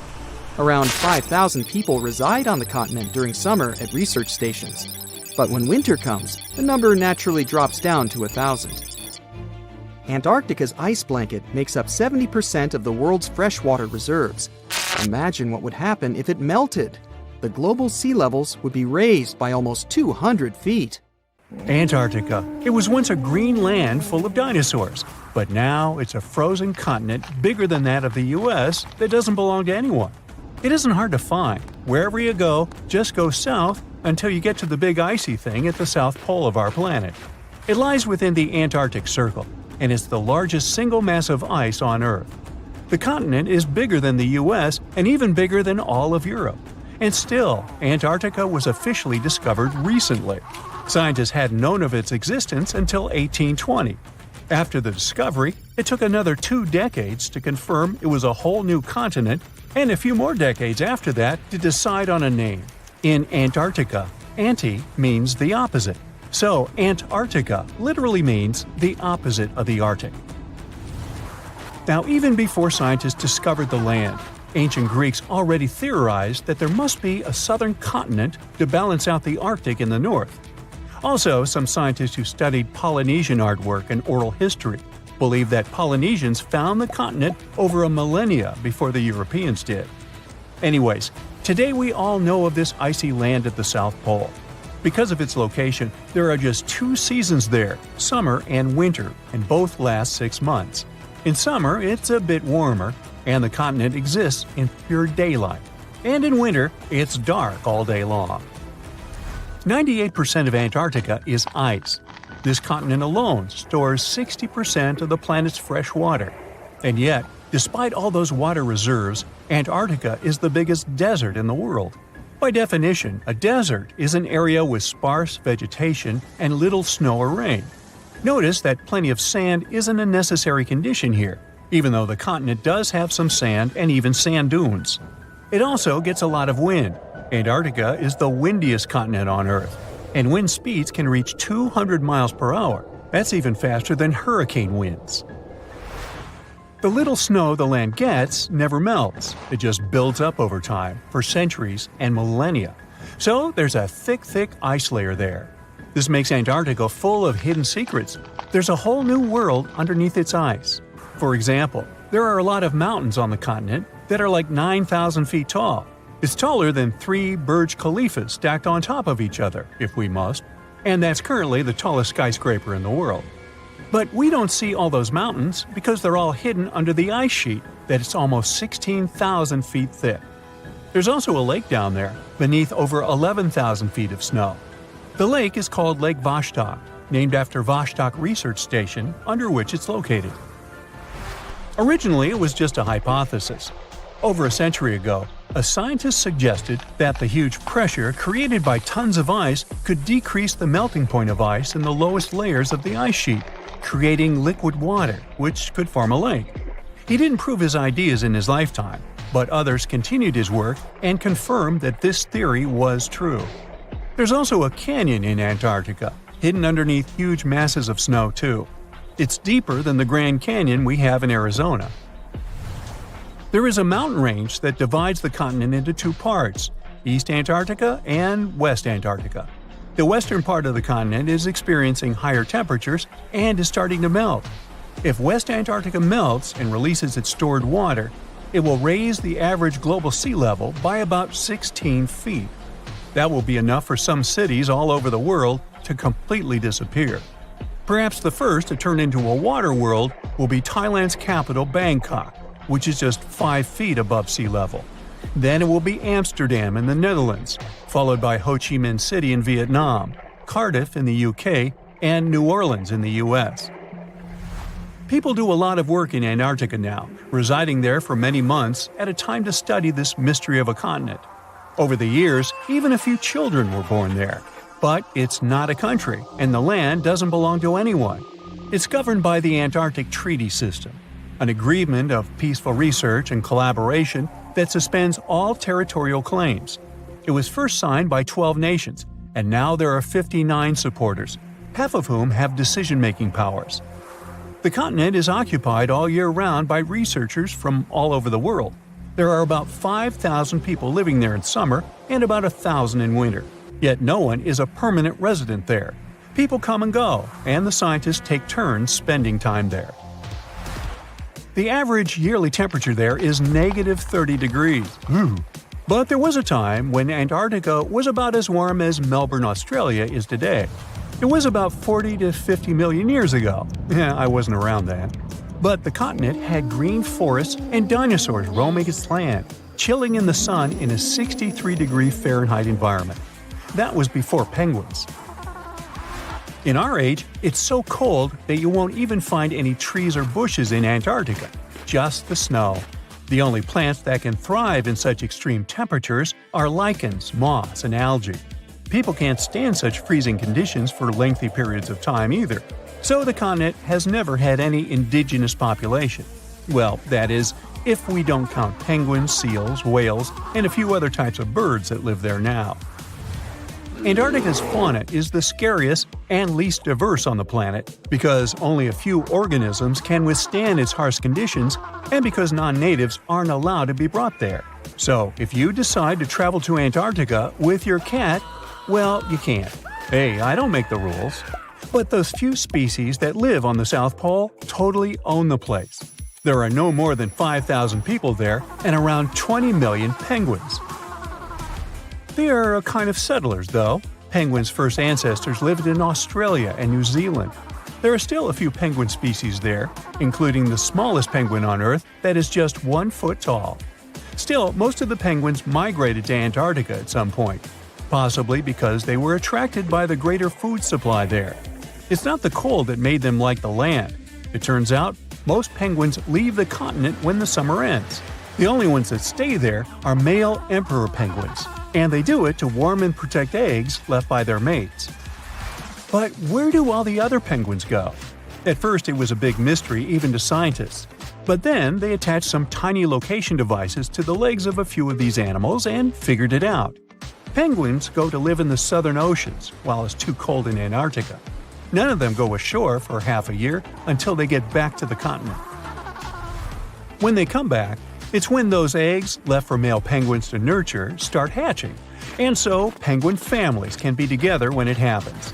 Penguins eat different fish, and the ocean is full of those despite its cold temperature. In some areas, water can reach below freezing temperatures because it's salty. But fish don't freeze there because they have antifreeze proteins in their bodies. Then there are also about 1 million seals in Antarctica. They like fish too, and they can hold their breath underwater for 2 hours. They see way better underwater than in the bright light of the day, and they also use their whiskers to locate food. Their breathing holes in the ice can freeze while seals are away, and they must use their teeth to make a new one. Seals can even sleep underwater and then resurface occasionally to get some air without waking up. I can appreciate that. So what comes to your mind when you hear the word Antarctica? Most likely, cold, snow, ice, and penguins. Yet, this is one of the least explored regions in the world that hides many strange and unique things. Check them out. You don't have to go to Antarctica to see this weird thing. All you need to do is open Google Earth and move to one of the southernmost islands of Antarctica, King George Island. Recently, internet users have noticed a large and pretty strange cave entrance there. Where does this wide, dark passage lead? People started making suggestions. It's the entrance to a secret base or some laboratory. This is the part of the spaceship that crashed there thousands of years ago. This is the door to the ancient city of Antarctica. Perhaps there's a giant rock mountain with an ancient cave beneath all this snow and ice. Well, there's some ideas. Users have calculated the approximate dimensions of this cave. It might be about 74 feet high and 250 feet wide. You could hide a Boeing passenger jet in there. Nature probably created this entrance. This is a logical explanation, but there are 2 strange factors. First, take a look at the foot of the mountain. It seems that there are steps there. They're dark in color, as if they're made of stone. And if you look closely, you can notice something similar to human footprints. Has anyone entered this cave? Or maybe someone is still living there now. The second oddity is the disappearance of the mysterious finding. For the first time, people noticed it in a Google Maps snap in 2007. Then the entrance disappeared. Then it reappeared a few years later. After that, it vanished. And in 2022, people saw it again. Perhaps old snow melts, a new layer falls, and then the wind blows it away and the cycle repeats. But the alleged steps leading deep into the cave make one doubt the natural origin of this tunnel. You can easily find the coordinates on the internet and visit the cave via Google Earth. You might see something there and tell the world. There's another strange thing people discovered with the help of Google Earth. In 2020, one user found a strange object that looked like a giant ship 100 miles off the coast of Antarctica. It was covered with ice and snow and lying on its side. It looked like a cruise ship. You could notice the windows, the deck, and the bridge. But not all people agreed with this. Some claimed it was a spaceship. Others said it was some kind of secret building. The user who first noticed the ship stated that its size was about 400 feet, which is the perfect length for a passenger vessel. But what is this ship doing in such a remote place in the middle of a glacier? How did it get here? Who was its captain? No one has found the answers to these questions yet. In 2016, people using Google Earth discovered a photo of an unknown sea monster floating off the coast of Antarctica. This creature resembled a giant squid with a length of about 200 feet. This is slightly shorter than 3 train cars. Just imagine this kraken swimming in Antarctica's dark, icy waters and dragging to the bottom everything it meets on its way. Maybe it's the great and terrible Chulu, or one of its offspring. You will quickly notice this blood-red waterfall among Antarctica's endless, dazzling white landscapes. Don't worry, it's not blood. For many centuries, the waterfall has been painting snow in a bright red color. The stream flows straight out of a white iceberg. Let's look inside and find out what's happening there. Millions of years ago, there was a small crystal-clear pond, but then a glacier formed around it. A thick layer of ice and snow blocked sunlight, heat, and oxygen access. For millennia, the reservoir remained in this cold vacuum. But at one point, the water made a hole in the icy wall and broke out. When this salty water comes into contact with oxygen, it immediately turns scarlet or rusty. Antarctica is the only place where you can find such a unique natural phenomenon. One of the driest places on Earth is located in Antarctica. It's one of the most lifeless deserts in the world, the McMurdo Dry Valleys. In this desert, you won't see the scorching sun, hot sand, and cacti. A desert means a place with a lack of precipitation and life. The McMurdo Dry Valleys meet these parameters. But this place is also unique for Antarctica, since you won't find glaciers there. Despite the frost, ice can't form in the desert because it hasn't rained for millions of years there. It also never snows. A strong wind coming from the mountains reaches speeds up to 200 miles per hour. It would be difficult for you to stay on your feet there. The wind is filled with moisture. It heats up and evaporates all the liquid and snow in the desert because of its high speed. Only dry air reaches the ground. But you can find several lakes there. They don't freeze, only thanks to the high concentration of salt. The water is so salty that large life forms can't develop there. But scientists have found microscopic organisms near the lakes. 20 million years ago, Antarctica was filled with swamps, trees, and swarming with insects and animals. But now, it resembles the surface of Mars, literally. Scientists and astronauts are exploring such regions as the McMurdo Dry Valleys, since the natural conditions there are similar to those on the Red Planet. So, before you go to Mars, you can practice living in similar places on Earth. Also, scientists discovered an underwater world in the Antarctic filled with hundreds of amphipods, crustacean animals similar to shrimp. Wait a minute, it happened in the Antarctic? But the McMurdo Dry Valleys are located in Antarctica. Well, the words are very similar, but what is the difference? Oh, and don't forget the Arctic. The Antarctic is the region in the southernmost part of Earth that houses the continent of Antarctica, and the Arctic is another land altogether. They have the same natural conditions, frost, ice, and snow, but they're located in different parts of the planet. The Arctic is at the North Pole, Antarctica is at the South Pole. Now, back to the discovery.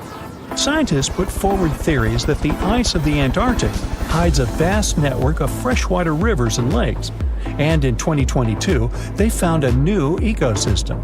Researchers explored the Antarctic Ross Ice Shelf and its underwater rivers. This is a massive piece of ice floating in the ocean. A team from New Zealand used a special drilling rig equipped with a hot water supply to drill a hole 1,640 feet deep. That's more than the height of the Empire State Building. Then, they lowered some video cameras and saw thousands of crustaceans swimming in different directions. So it seems they're very unorganized. In the waters of the Antarctic, you can also meet some of the scariest creatures on the planet. These are sea spiders. They got this name because they resemble land spiders, but they're actually a species of marine arthropods. And unlike land spiders, those in the ocean are much larger. They look like 8 strong legs without a body. One such spider can be a dinner plate in width. Some of them have no eyes and have proboscises instead of jaws. Sea spiders are poorly studied because they live in deep, cold waters. Antarctica hides many little-known animals. There are long tunnels in its glaciers leading to scary darkness. On this cold continent, people have found the remains of giant dinosaurs and other ancient creatures, such as the ancestors of modern ducks. Many underground rivers and lakes hide unexplored wildlife. Even the ice here can be weird. Take a look at these striped icebergs. They have blue, black, green, and turquoise shapes. The color depends on the conditions of the water during freezing. For example, green lines appear because of algae. Blue ones form when the water freezes too quickly. Okay, I'm freezing. Time to go thaw somewhere warmer. Hawaii. Yeah. So, there's a mysterious doorway in the middle of Antarctica. Some people think it's Bigfoot's vacation home, or a shuttlecraft from Star Trek, or maybe a door to Agartha. a mythical kingdom some people believe is located in the center of the Earth. Well, the scientists debunked all these poetic theories and explained that what looks like a mysterious doorway is located in an area of fast sea ice. It's offshore of the coast and is full of little islands with shallow water around them. When ice flows around hard rocks hidden underneath, it can create patterns that look odd but are totally normal. In this spot, the ice is thin, so the rocks underneath have a big effect on how the ice moves. The cold winds in Antarctica also shape the ice and snow and make it look like they're lines and shapes. So, the mysterious doorway is just a rocky ridge poking out because the ice has melted a little. The top of the doorway is the tip of the rock, and the sides are snowy trails left by strong winds blowing in the same direction. It's essentially an iceberg that got stranded and is melting in one place. One YouTuber found another out-of-place mysterious object more than 150 miles off the shore of Antarctica, a 400-foot-long ice ship. The internet went wild with theories like that the ship must have ended up there right from the Bermuda Triangle.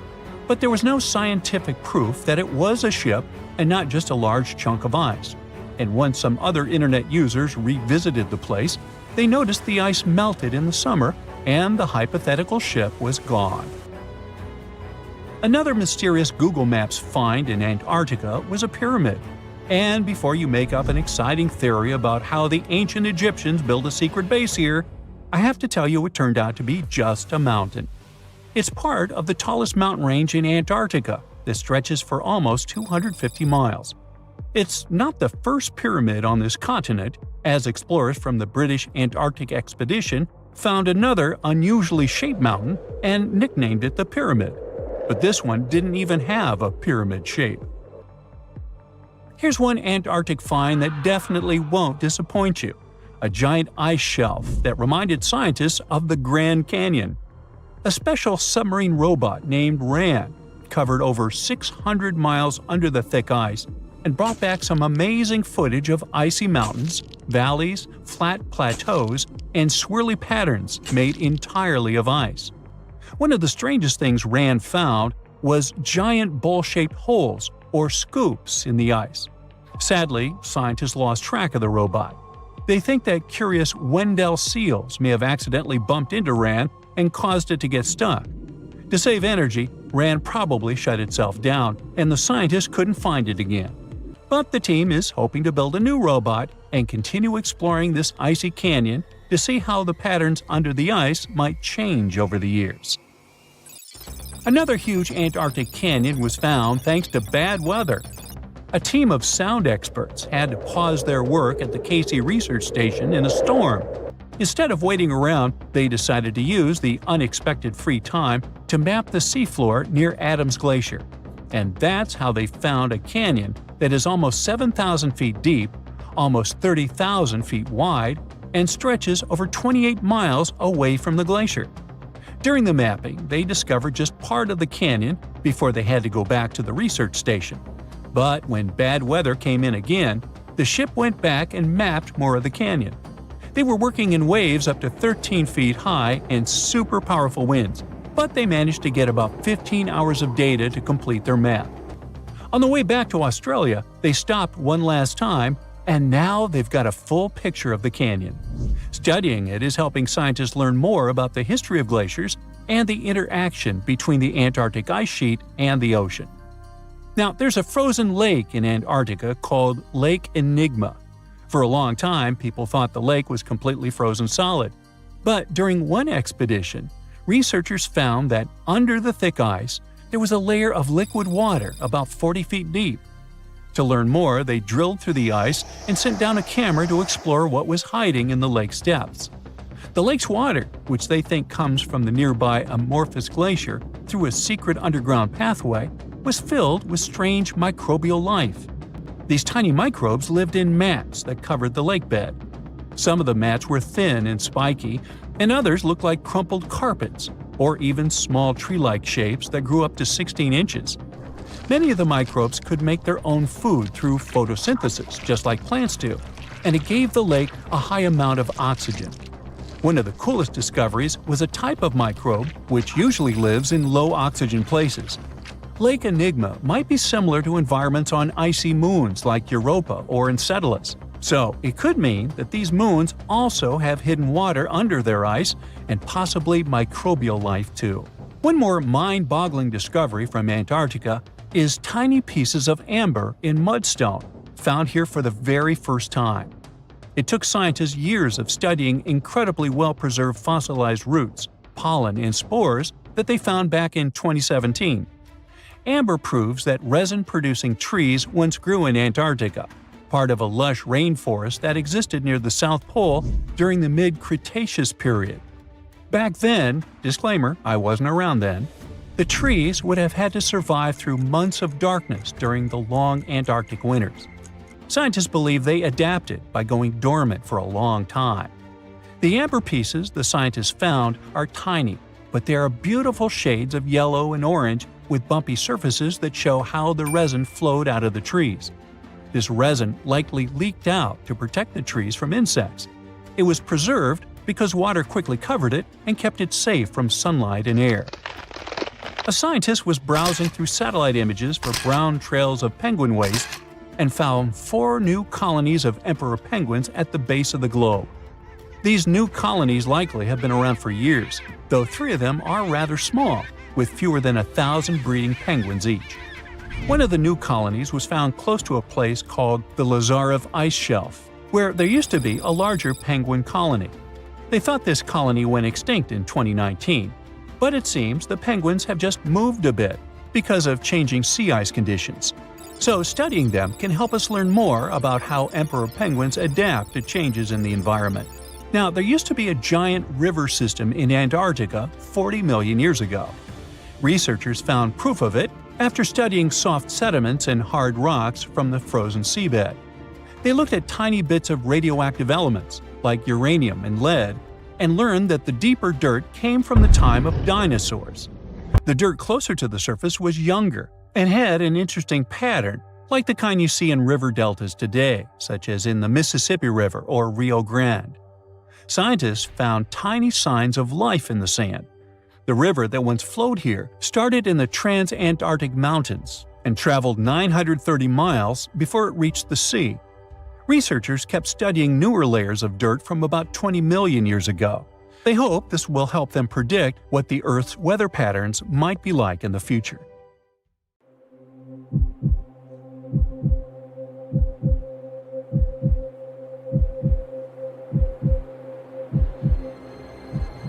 Leave it to people wandering on Google Earth to stumble upon the world's newest and weirdest places ever.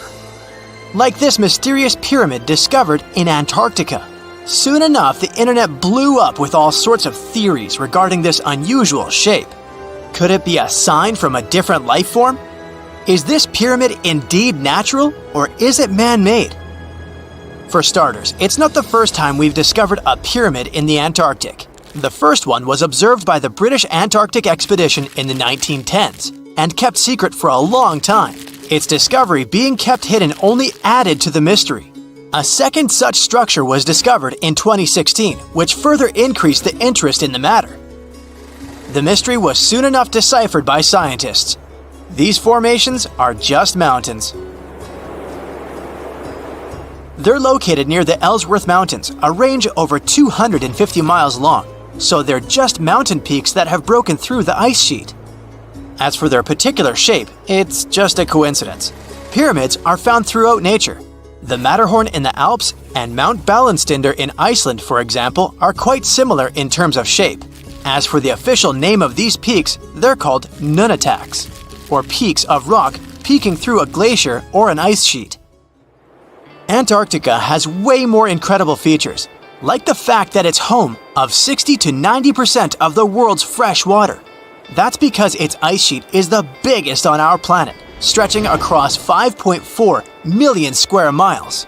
I'll spare you the calculations, but that leaves only 1% of the continent ice-free. Antarctica's ice reaches 2.7 miles thick at its deepest point, meaning half the height of Mount Everest. Should it ever melt completely, our sea levels would rise to roughly 200 feet. It wasn't always this cold though. At some point in our planet's history, Antarctica had some average temperatures as the city of Melbourne has today. It took a lot of research, but scientists figured out that Antarctica's temperatures could have reached up to 62.6 degrees Fahrenheit. Sure, that was 40 to 50 million years ago, but if you think about it, it was at the same time when dinosaurs roamed our Earth. Time is also different on this icy continent. All the lines of longitude that help us calculate different time zones merge into a single point at the South Pole. Here, there are 6 months of daylight in the summer, followed by 6 months of complete darkness during the colder season. So, scientists working here stay, on average, in the same time zone they've come from.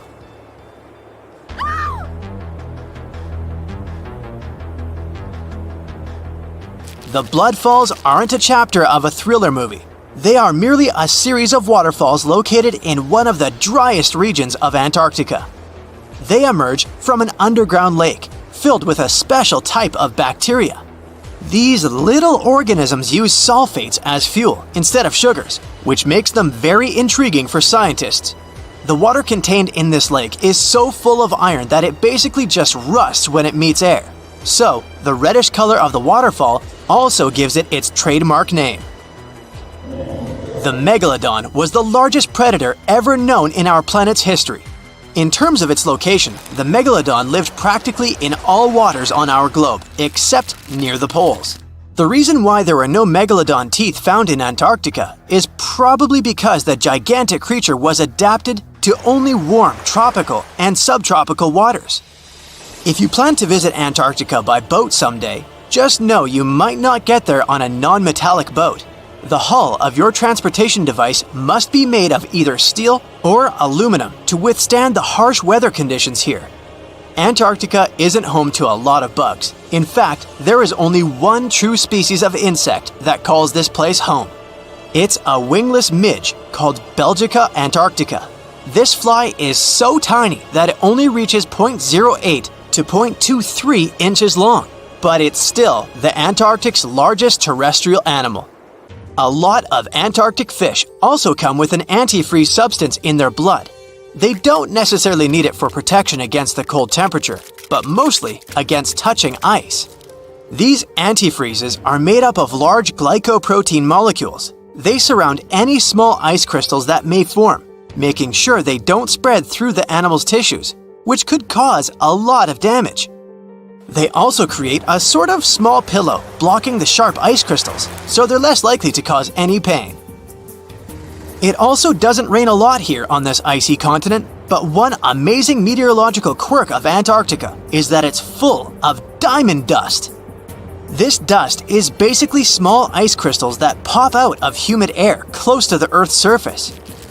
Think of it like an icy fog. As they flow through the air and get touched by sunlight, they begin to sparkle, making visitors here feel like they're surrounded by diamonds. It's probably the last place you'd want to go into labor, but in 1978, the first person was born here ever. Emil Marco Palma was its name, and ever since, 10 other people have been born here in Antarctica. There's a lake on this icy continent that is so full of salt, it makes it impossible for it to freeze over, even if temperatures can go as low as 5 degrees Fahrenheit. That's because pure water freezes at 32 degrees Fahrenheit.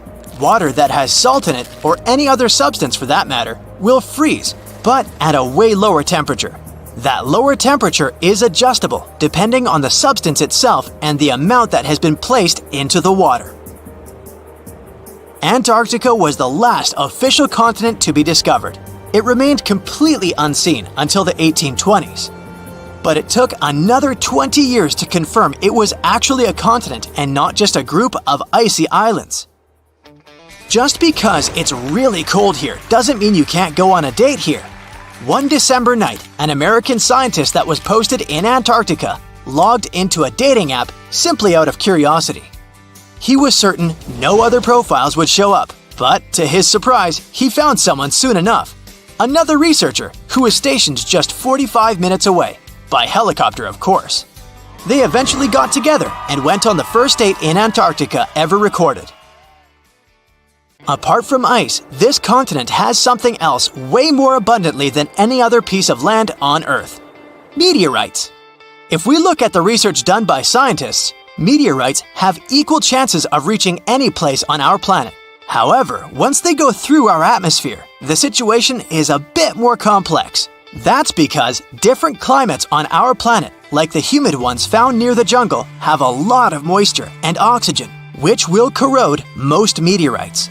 The climate in Antarctica is really dry, so the possibility of meteorites corroding is little to none. More so, it's way easier to spot these rocks on the icy white surface of this area than in any other place on Earth. If you're not scared of the cold, you'll surely freak out when you hear about the winds here. That's because Antarctica is for the most part the windiest place on Earth. Wind speeds have been reported here to reach even 200 miles per hour. The South Pole is more than penguins and endless snow. There's a hidden ghost world within it. Look, it's right here on the globe. Don't confuse Antarctica with the Arctic, which is at the top of our maps. Much smaller in size, and let's face it, way less mysterious. The ice sheet covering Antarctica is about 1 to 3 miles thick, which is up to 16 Eiffel Towers stacked on each other. This massive blanket hides the true features and contours of Antarctica's land. We still don't know much about this mysterious continent, and it is ice and snow that are to blame. We still don't even know the true shape and size of this continent. Mapping Antarctica without some huge shovels is an incredibly hard task. But satellites learned to penetrate the ice with their cameras. And now we know there's actually an enormous, dramatic ancient landscape beneath the snow. The ghost of the past. About 90 million years ago, Antarctica was a much warmer place. It was actually a lush rainforest with tons of plants and probably teeming with life. It even had rivers flowing through it. Then the ice came. This happened about 34 million years ago, during the transition from the Eocene to the Oligocene, when our planet cooled significantly. It was the beginning of one of our several ice ages. The land remained, but now was hidden under ice and snow that got thicker and thicker. To a regular eye, Antarctica turned into a white desert, vast, flat, and featureless. Time went on. This massive ice sheet moved around, smoothing and shifting the ground beneath it. Over the millions of years, it changed what the land looked like. Now, if we looked under the ice, it wouldn't hold any signs of the original South Pole, except for one place. In areas where the ice is especially thick and doesn't move much, like in East Antarctica, it has actually worked the other way around. It became like a super thick blanket that protects the land. Normally, things like wind or rain slowly wear away the ground over time, changing its shape. But since we have this protective ice blanket, it prevents these natural processes from reaching the stuff underneath. So, the ground stayed almost the same for millions of years, like it's been frozen in time. This special area near the Aurora and Schmidt subglacial basins has become the ghost of Antarctica's landscape. This place was barely touched even since it was first covered in snow 34 million years ago. This is a historical footprint, a place that can tell us what Antarctica's ground looked like before it became a freezing nightmare. As scientists peered under East Antarctica, they saw an amazing ghost. The traces of the rivers that were flowing there millions of years ago, various valleys, and some weird little islands, as well as 3 big chunks of land shaped like the letter U. Hey, what's that all about? You see, the continents on our planet are moving constantly, sliding along the red-hot lava mantle like cereal on milk. Over history, they came together and broke apart several times. Hundreds of millions of years ago, several continents were a part of one enormous Gondwana. Antarctica was one of them. It used to be one huge landmass. But when Gondwana broke apart, the poor continent got stretched by tectonic forces. Parts of land were pulled away from each other. Whoosh! And they got torn apart. And that's how we got these big chunks or blocks of land under thick layers of ice. In any case, scientists now want to explore this ghost a bit more. But to study it deeply, they need to actually drill down through the ice, like using a straw to get to the bottom of a thick shake. This will help them pick up some rocks and dirt from way below to learn more about the Earth's history and climate. Antarctica is the 5th largest continent in the world, approximately bigger than the entirety of Europe or Australia, competing with the entire South America in size. Aside from East Antarctica, we discussed there are several more regions: Antarctica Peninsula, South Pole, West Antarctica, and the Ross Sea. The continent is basically a frozen sandbox, and all its hidden, mysterious landscape is actually less explored than Mars's terrain. We only know for sure that without ice, it wouldn't just be flat and empty, but an entire world full of big mountains, huge canyons, and even fiery volcanoes. Some of these volcanoes are so huge that they peak above the layers of snow. In West Antarctica alone, there are at least 138 volcanoes, though only about 8 or 9 are active today. One of the craziest ones is Mount Erebus, the southernmost volcano and the tallest one on the continent, about 12,500 feet high. And deep beneath the ice sheet, this guy hosts incredible, beautiful subvolcanic caves. The temperatures there are warm enough for t-shirts.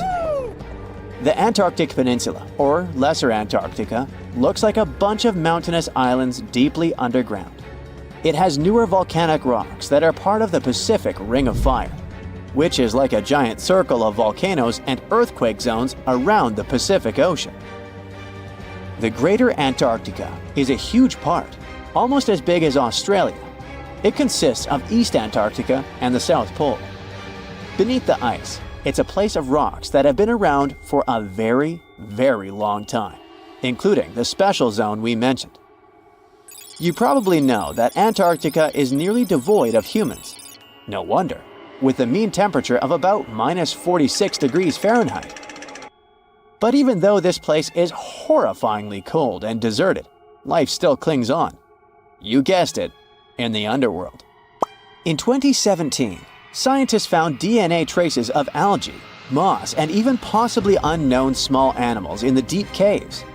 That means that even in such crazy conditions, there are still unique ecosystems thriving in little isolated warm pockets beneath the snow. There was another incredible find beneath Antarctica's Ross Ice Shelf, a lively ecosystem vibing within an underground river. Scientists have long suspected that Antarctica's underworld should have some freshwater lakes and rivers. One day, a satellite spotted a groove there. They decided to explore it and used a hot water drill to melt their way through the ice. As they reached the underworld, they dropped a camera into one of those hidden fresh rivers. And at first, they thought they'd find just some rocks or something. But instead, they stumbled upon hundreds of amphipods, tiny shrimp-like creatures. Little ones instantly swarmed around the lens. Shrimps blocked the camera and scientists couldn't check out what they wanted to. Pretty funny, but at least that means that there really is an important ecosystem deep within Antarctica. Now, they're gonna explore it. And all this is just the beginning of the mysterious underworld. Antarctica's snow also hides the deepest canyon on Earth under the Denman Glacier. Well, Mariana Trench is still the deepest point on Earth, but it's a part of the oceanic crust, geologically speaking. Also, in 1958, explorers found a huge mountain range under the ice, as big and tall as the famous Alps Mountains. The range stretched for about 745 miles with peaks as high as 1.7 miles. And all this magnificence is buried under tons of ice. Who knows what else we might find there? Antarctica holds about 60% of our entire planet's freshwater, which means it would be pretty bad if it melted. For example, there's this Doomsday Glacier, officially known as Thwaites Glacier. It's a huge ice formation, about the size of Florida, and it's melting right now. Every year, the sea levels rise by 4% because of it. If this guy melts away completely, the sea levels all around the world will increase by 2 feet, which might not sound like a lot, but it would be catastrophic for coastal areas. Luckily, Researchers have found that even if its ice shelf were to collapse in the next 50 years, the glacier itself wouldn't retreat as quickly as they feared. It's still losing ice rapidly, but it would be quite a slow process.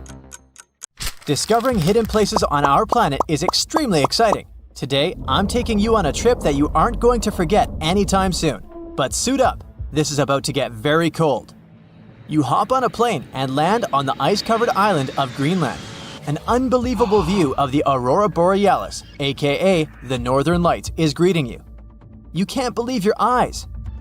Your guide tells you how rare this phenomenon is. Usually, people spend days trying to hunt it down. You feel lucky and take your time to appreciate these beautiful dancing greenish lights. You're glad you brought your camera along, aren't you? Between clicks, you learn that the Aurora Borealis is the result of some rather rough events. This spectacular light show occurs when energy particles from the sun slam into Earth's upper atmosphere. On day 2, you continue to explore the place by air. This may not come as a surprise, but Greenland is one of the world's largest islands. This time, on board a helicopter, you can see the infinite icy landscape. In case you're curious, you're now flying over 656,000 square miles of thick ice. Oh, what's that down there? It looks like a family of polar bears. You don't want to get too close, of course. The conditions in Greenland might be too tough for people to live there, but some animal species do very well in this land of ice. Those are reindeer, wolves, and Arctic foxes. On your way to Greenland, you probably made a pit stop in Copenhagen. Denmark is one of the few countries that have commercial flights to Greenland. You didn't know this before, but you find out that the island is actually part of the Kingdom of Denmark. On a map, it's right between the Arctic and Atlantic Oceans. You're lucky to have a local pilot that tells you about the secrets hidden in this scenery. Under this 2-mile thick white surface, there's an entirely different world. A world filled with canyons, meteor-carved craters, and millennia-old plant fossils. You are beyond excited to go visit one of these spots, but of course, you'll have to use your imagination, as all of it is hidden under ice. Believe it or not, nearly 80% of the island's surface is covered with it.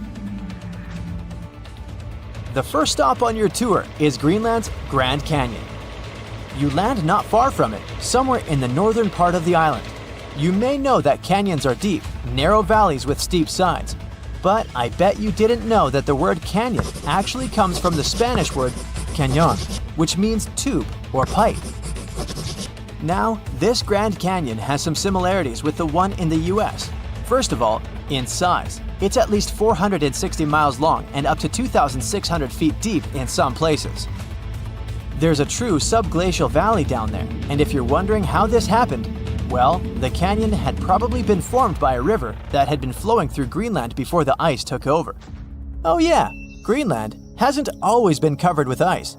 It was once green, no pun intended. Many other icy places on Earth, such as Antarctica, were once covered in greenery.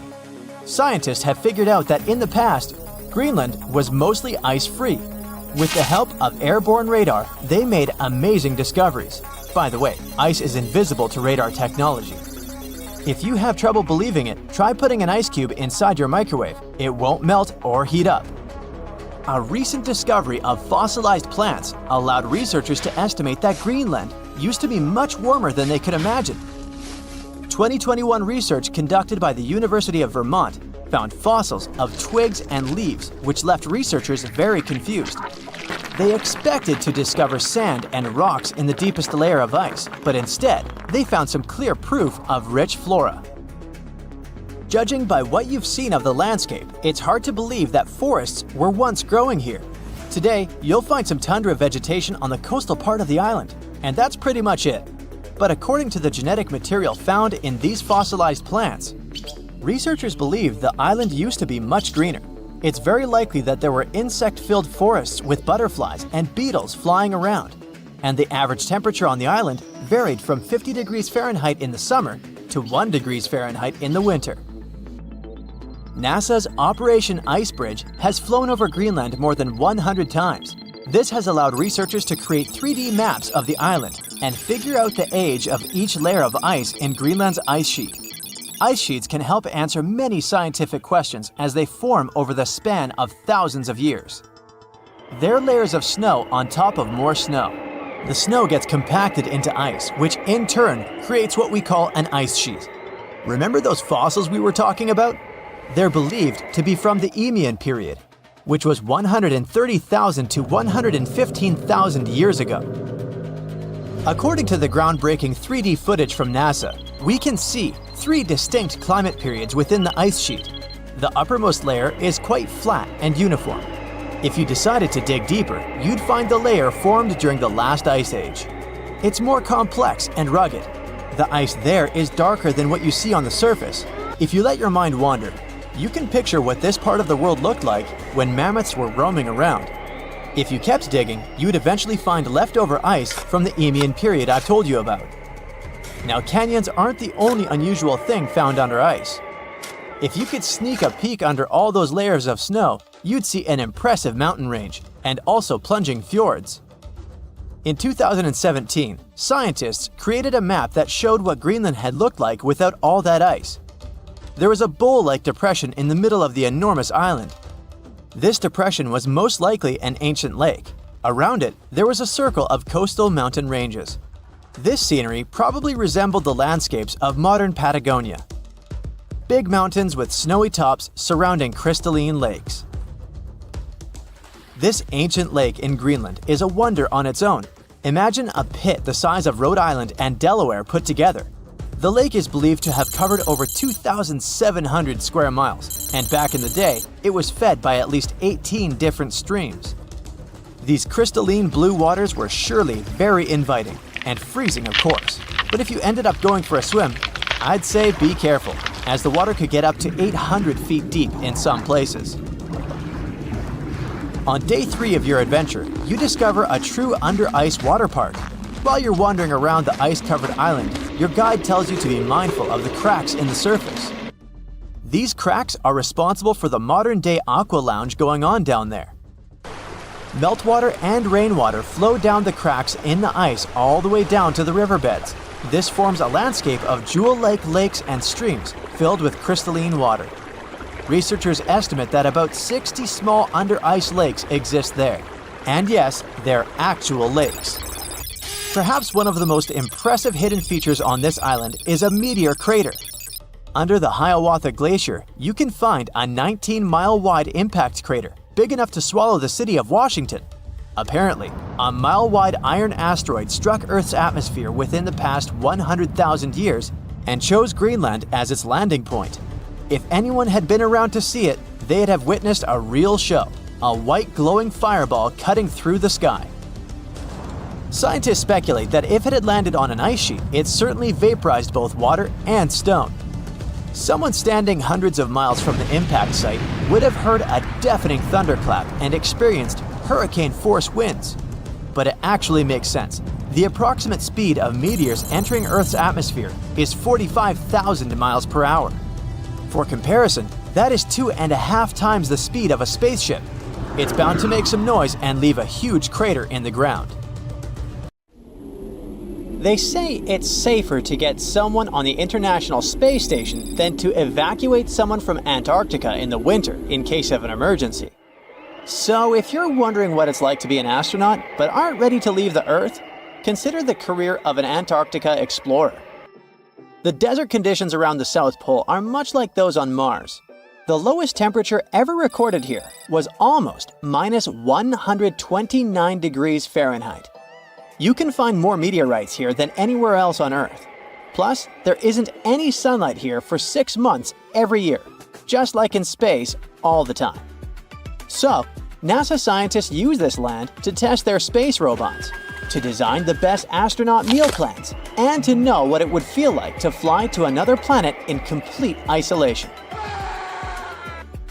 The first people came here to stay on purpose for the whole winter in 1899. All 10 of them lived in a small cabin made of pine wood that was only about the size of 2 bedrooms. The windows were boarded up, and the roof was covered in sealskins. Heavy coal held it down to stop the wind from blowing it away. Even though it was tough, all the men survived except for one. More than 100 years later, the little hut is still standing and is the oldest building in Antarctica. Today, Antarctica has over 40 research stations that are open all year, and about 60 more that are used only during the warmer months. In the summer, up to 5,000 people live here doing their research. The places where they stay are much more comfortable than they used to be. No need for seal skins anymore. Belgium's futuristic Princess Elizabeth Station stays warm using sunlight and heat from people and electrical appliances. It's covered in shiny metal and built on strong rocks, with walls that are more than 1.5 feet thick. These walls have 9 layers of different materials like wool, paper, and wood. The temperature inside stays at a comfy 68 degrees, even when it's freezing at -58 outside. The eco-friendly station uses wind turbines and solar panels for power, and it makes more energy than it really needs. Brazil's Comandante Ferraz station is divided into 3 levels, kinda like a themed hotel. The top part is 30 feet tall and has bedrooms, restaurants, and other facilities to live comfortably. The middle part, which is almost 20 feet tall, is used for science experiments and maintenance. The lowest part, about 8 feet high, is where they store things and park vehicles. It also has video conference rooms, libraries, and living rooms. The station's height can be adjusted depending on the temperature and melting ice, so it stays safe and comfy for the people living there. This design also helps to minimize the impact on all the wildlife around it. Another interesting station is Britain's Halley 6 Antarctic Research Station, which looks like a robot from Star Wars. It's made up of 8 separate sections. The station sits on tall legs that allow the wind to blow the snow away. This way, it isn't stuck to the ground. The bottom is shaped like sleds, so they can move the station around when needed. This is important because it sits on a huge moving glacier, which slowly pushes it towards the sea. The station sleds let it be moved back regularly for important studies, like observing the atmosphere. This is the first research station that can be fully moved like this. Some scientists don't stay at research stations, but live in tents on the ice for days.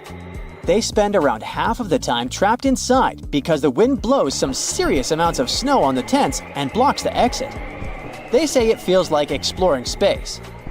One earthly question, though, is how they use the bathroom while out exploring in Antarctica and not at a research station.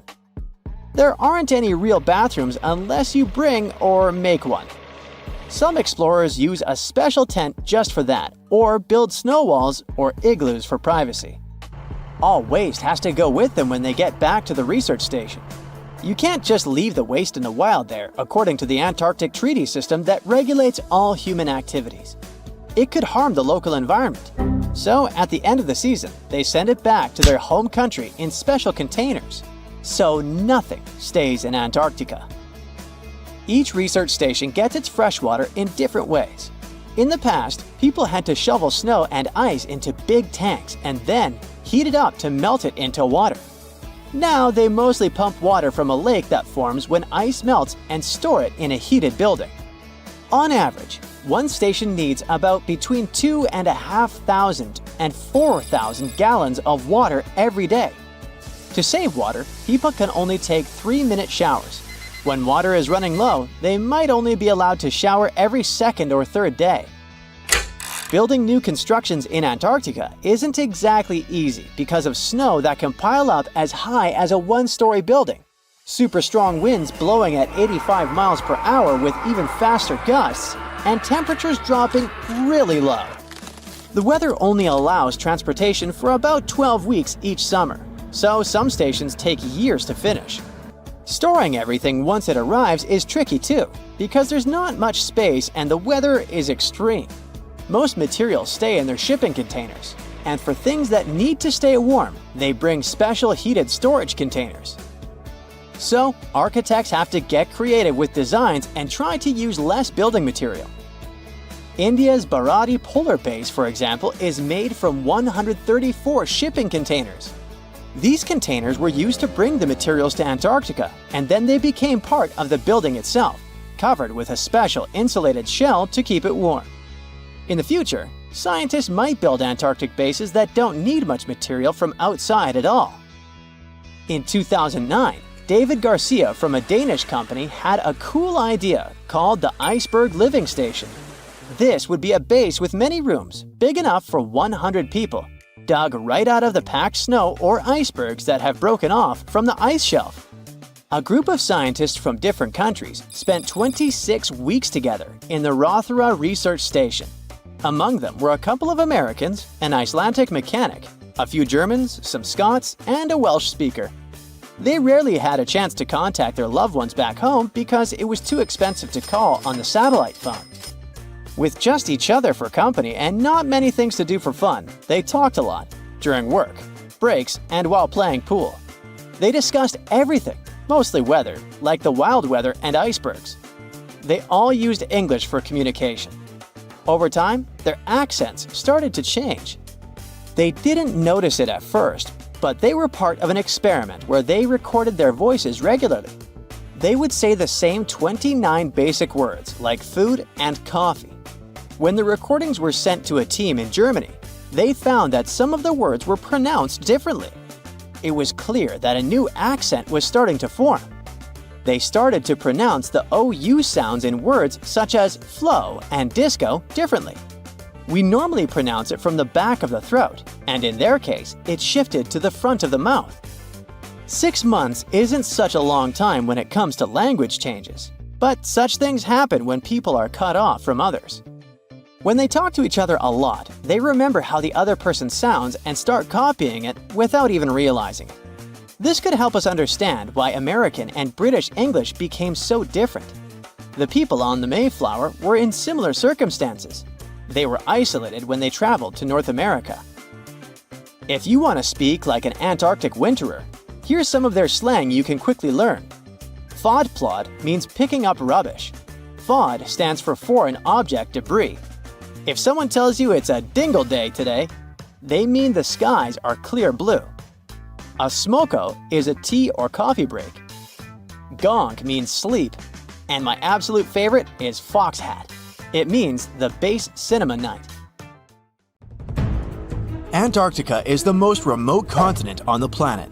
It has 90% of the world's ice, but it's considered a desert because the annual rainfall is only about 8 inches. You'd probably never think it was a desert if you look at it, since it's white and full of wildlife. But Antarctica is not only what it appears to be on the surface. There is so much hidden beneath it, and even above it. Atlantis has long been a mystery for humankind. Did it ever exist? And if yes, where was it located? One of the theories supports that the Atlantean civilization could have thrived and flourished in the Antarctic continent when it was still uncovered by ice. Due to the Earth's cyclical eras, this is the periods of ice and interglacial periods. It was believed that Antarctica was actually a tropical forest. And, well, a recent Google Earth picture found some interesting ruins, buried deep within a lake bed on the icy continent. It's unclear to which civilization these remains belong to, but some theorists believe that it could perfectly be Atlantis. And these frozen Antarctic lakes are holding much more under them. In the 1970s, scientists were surprised to find large lakes under the ice plaques in the frozen continent. Over 400 lake beds are believed to exist under layers of ice. Lake Vostok, for instance, the largest subglacial lake over there, is buried beneath 2 miles of thick ice. There are pristine blue ice caves hidden under there as well. The water in these lakes remains liquid due to the small levels of geothermal heat from the Earth's core. And some scientists believe that some lakes are around 15 million years old. Talk about the old days, huh? Now, amongst the unique phenomena that occur in the continent, let's say Antarctica is home to an extremely weird waterfall. The year was 1911 when Australian geologists wondered about the so-called blood falls. He was extremely puzzled by this red stream of liquid pouring from a small hillside amongst the Antarctic ice.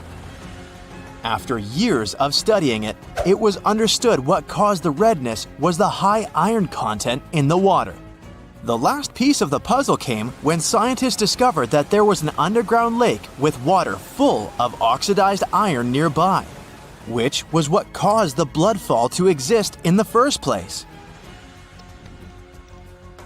And speaking of puzzles, this image might be quite puzzling. After all, why on earth would anyone need to take cash to Antarctica? Well, a little history first. Back in 1956, the US founded McMurdo Research Station, which is the biggest science hub in the continent to date. At its peak, the McMurdo Station hosts from 200 to 1,000 scientists. And these people need money to buy coffee, pizza, and other things to meet their daily needs. That's when Wells Fargo decided to install an ATM there. Oh, and they even set a Guinness World Record this way. The Wells Fargo ATM at McMurdo Station is the most southern one in the world. And it's the loneliest ATM in the world as well, as there isn't another one for hundreds and hundreds of miles. The freezing temperatures in Antarctica can make the continent hostile to human life. Actually, Antarctica is the coldest, driest, and windiest continent on our planet. The average temperature along the coast is around 14 degrees Fahrenheit, but as you head towards the Antarctic hinterlands, it gets even colder than that. The interior of the continent can register temperatures of around negative 71 degrees Fahrenheit. On the bright side, these freezing conditions can account for some mesmerizing phenomena, such as ice bubbles. These bubbles frozen inside some Antarctic lakes are bubbles of methane gas. The gas released from the melting of glaciers ends up freezing midway and makes for a beautiful and exotic scene. I guess methane never looked this pretty before, did it? A few years ago, scientists were taken aback by a giant hole the size of the Netherlands in one Antarctic lake. For scale, that's more or less the size of Lake Michigan. These holes are called polynyas, and they are a natural phenomenon in the continent. However, this one is the biggest scientists have ever seen since the 1970s. So you'll understand, polynyas are massive holes in a sea of ice. Most of them occur along the continent's coast, but this new one was found in the Weddell Sea, much farther from the shore. Scientists are still trying to understand how that happened and what its implications are for the climate in the region. There's one feature in the continent that looks completely man-made and has even sparked several theories around the world regarding its origins. I mean, this formation looks exactly like other man-made pyramids, doesn't it? The only difference is that this is actually a natural rock formation and has existed for a very long time. It was first found during an expedition in the 1910s and was kept secret ever since.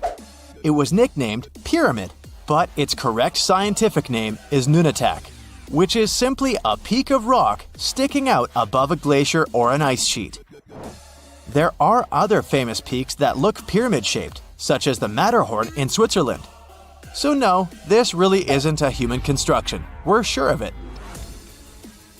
And the list of fascinating discoveries on the ice continent goes on. An artificial intelligence program was analyzing a set of data on Antarctica when it came across a stunning discovery. There may be up to 300,000 undiscovered meteorites to be found in the icy field of the continent. The truth is, meteorites have been falling on the continent for millions of years. But it was only 110 years ago that the first one was found. And guess what? Recently, researchers found a Martian meteorite in East Antarctica. It was the biggest one found in the last 25 years, and it weighed about 165 pounds. Now, usually fire and ice are rather a tricky combination, so I'm guessing you wouldn't say that Antarctica hosts an active volcano, right? But it does. The volcano, known as Mount Erebus, is the southernmost active volcano in the world with liquid magma and lava boiling for eons. Actually, Mount Erebus has been active for over 1 million years, And it's Antarctica's second highest volcano with a height of 12,000 feet. We've mentioned before that Antarctica wasn't always icy, but could you imagine a huge rainforest covering the entire continent? This isn't science fiction, it's actually true. Leaf impressions and fossilized wood clearly show signs of tropical trees in the region. Fossil research has also revealed something magnificent. Antarctica is home to the oldest worm in the world. According to National Geographic, sperm fossils found in Antarctica reveal a long-extinct species of worm that is around 50 million years old. Scientists claim that this discovery is beyond important to studying some evolutionary relationships and say that this was only possible due to the freezing of such samples for thousands of years. Antarctica is a continent rich in biodiversity. Penguins, polar bears, and seals are just some of the animals we know that exist down there. But there is also a rare and fascinating species of fish that inhabits Antarctic waters. Popularly known as the see-through fish, this species is as bizarre as it is beautiful. This fish had to adapt to survive the cold water temperature in Antarctica, so much so that it evolved into a unique being. As well as a transparent body, this fish has transparent blood, making it completely see-through. This is because they lack the protein hemoglobin, which gives blood its red color. Pretty neat, huh? When you think of Antarctica, you probably think of icebergs, right? So here are some fun facts about it. Did you know that icebergs have a lifespan of about 3,000 years? And that together with Greenland, Antarctica is one of the world's primary sources of icebergs. Icebergs can reach 600 to 700 feet below the surface of the water, and around 90% of an iceberg is hidden underwater. That's where the expression "tip of the iceberg" comes from. In a frosty Canadian park, hidden deep beneath layers of thick ice, scientists discovered a bizarre skeleton they named the Frozen Dragon. The skeleton had been in the frozen ice for millions of years. It took experts decades to work out the species of this strange fossil. It was identified as a new genus of pterosaur. Pterosaurs were massive flying reptiles with wingspans of over 16 feet. Their heads were 3.5 times the size of their bodies. Pterosaurs lived 76 million years ago when they soared above the dinosaurs. Scientists described them as the biggest, meanest, and most bizarre animals that ever flew. The new genus has been named Cryodragon boreas, which translates to Frozen Dragon of the North Winds. In 2013, a young mountaineer was climbing one of the tallest mountains in Western Europe, Mont Blanc. He noticed a strange metal box poking out of the snow. The mountaineer pried the box open and found that it was filled with precious rubies, emeralds, and sapphires. The climber immediately handed the box to the authorities. It was discovered that the box likely belonged to a passenger on one of 2 flights from India that crashed into the mountain over 50 years ago. The box was valued to be worth over $200,000, and authorities are still searching for the heir to the small box of treasures. In northwest Siberia in 2007, a reindeer herder was on an outing with his sons when he noticed something strange in the ice. The man realized it was a frozen mammoth calf and immediately contacted the local museum. The calf was named Luba and was the best preserved mammoth mummy in the world at the time of its discovery. Luba had been in the ice for 41,800 years and is around 30 to 35 days old. From trunk to tail, the mammoth calf is roughly the same size as a large calf. If you're interested in seeing for yourself, Luba travels to museums all around the world. On the frozen continent of Antarctica, covered in layers of ice and snow, is Mount Erebus, the frozen volcano. The volcano was discovered in the middle of an eruption in 1841 by explorers on an Arctic expedition. The volcano is over 12,000 feet tall and has been active for the last 1.3 million years. Deep within the middle of the volcano is a huge crater filled with large volumes of molten lava. The volcano has occasional explosions, which means it's classified as being in continuing eruption. However, these eruptions are nothing to worry about because they're generally rather small. Back in 1991, two hikers were traveling across the Italian Alps when they stumbled across a body that they presumed to belong to a recently lost hiker. The duo trudged back down the mountain to report their unfortunate findings. Once the remains were recovered, it was clear that the body was not recent at all. Scientists determined that the Iceman was more than 5,000 years old and named him Otzi. The discovery was unlike anything scientists had ever before seen because the body was so well preserved. For years, Otzi was studied by scientists who discovered that our ancestors have a lot more in common with us than we ever knew before. Otzi was covered in ink body art. Research done on the contents of his stomach revealed that his last meal was dry-cured meat, similar to the bacon we eat today. Otzi has at least 19 relatives living today, somewhere in Central Europe. Scientists were researching ancient squirrel burrows in Siberia when they came across something interesting. One of the squirrels had hidden away precious seeds deep beneath the ground. The seeds had been encased in ice for 32,000 years. The seeds were for the flower Silene stenophilia, which had long since gone extinct. Amazingly, scientists were able to recover plant tissue from inside the seeds and grow an entire crop of flowers. They've since reintroduced the previously extinct flower to natural habitats all across the world. In 1930, a team of Norwegian scientists sailed around the Arctic Ocean, conducting research on the seas and glaciers. They reached White Island, a dangerous and icy land no human had set foot on before, or so they thought. The scientists were shocked to discover the tip of a small boat sticking out of the snow. Frozen inside the boat, they found scientific equipment and various personal items, including a jacket monogrammed S.A. Undre. They had discovered the wreck of the famous Undre Arctic balloon expedition. In 1897, Swedish explorers, led by Undre, attempted to travel to the North Pole by hydrogen balloon. No one had ever heard from them ever again. People only found out what happened to them when the wreck was discovered 33 years later. It turns out that the balloon had crashed on White Island only 2 days after departing from Sweden. The explorers traveled along the island on a small makeshift boat, but were unable to make it any further.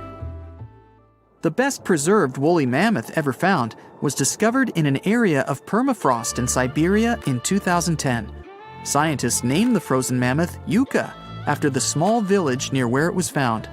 Yucca had been frozen for 39,000 years and is thought to have been around 6 to 8 years old. Because Yucca is so well preserved, it has been studied for years and provided new information about mammoths. In 2019, scientists reported that they were able to activate cells taken from Yucca's tissue. Maybe one day we'll have woolly mammoths roaming the land. From looking at pictures and videos of Antarctica, the continent appears to be freezing cold, covered in snow, and flat, except for a few small hills. Scientists believe that too. When studying the Gomburtsev Mountains in the early 2000s, they were shocked to discover that the small rocky hills were actually the peak of a gigantic mountain formation under a mile of snow. Using radar technology, researchers worked out that the mountains are really around 10,000 feet tall and sprawl across 750 miles.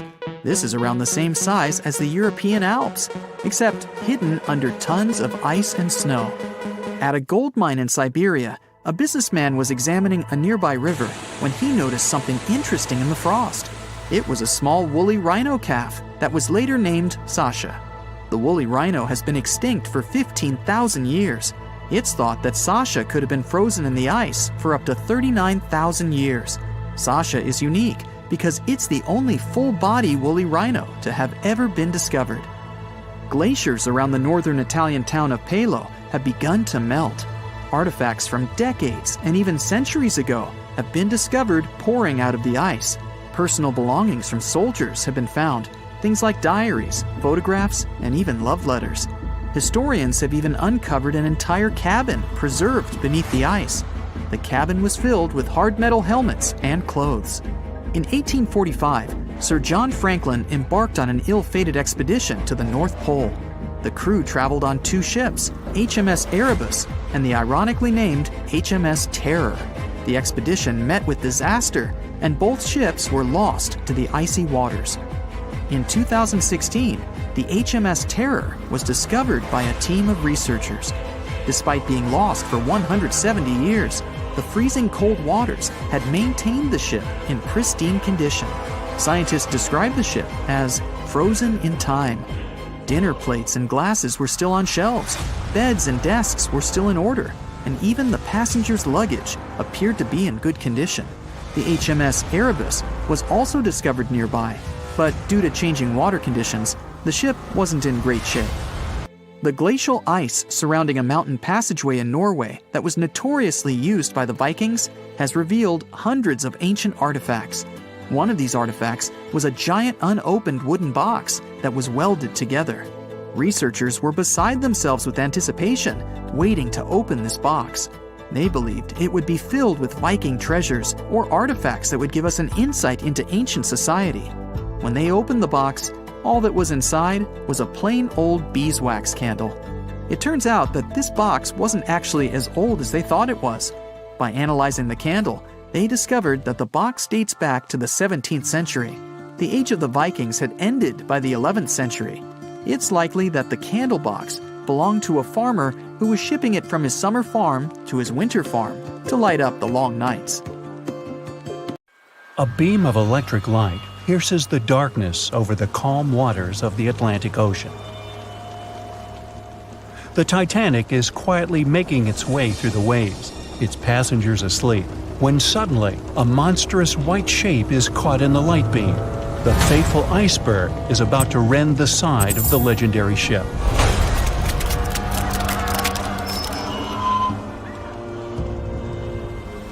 April 14, 1912. Only 2 days before someone will take a photo of a giant iceberg with a pretty unusual elliptical shape.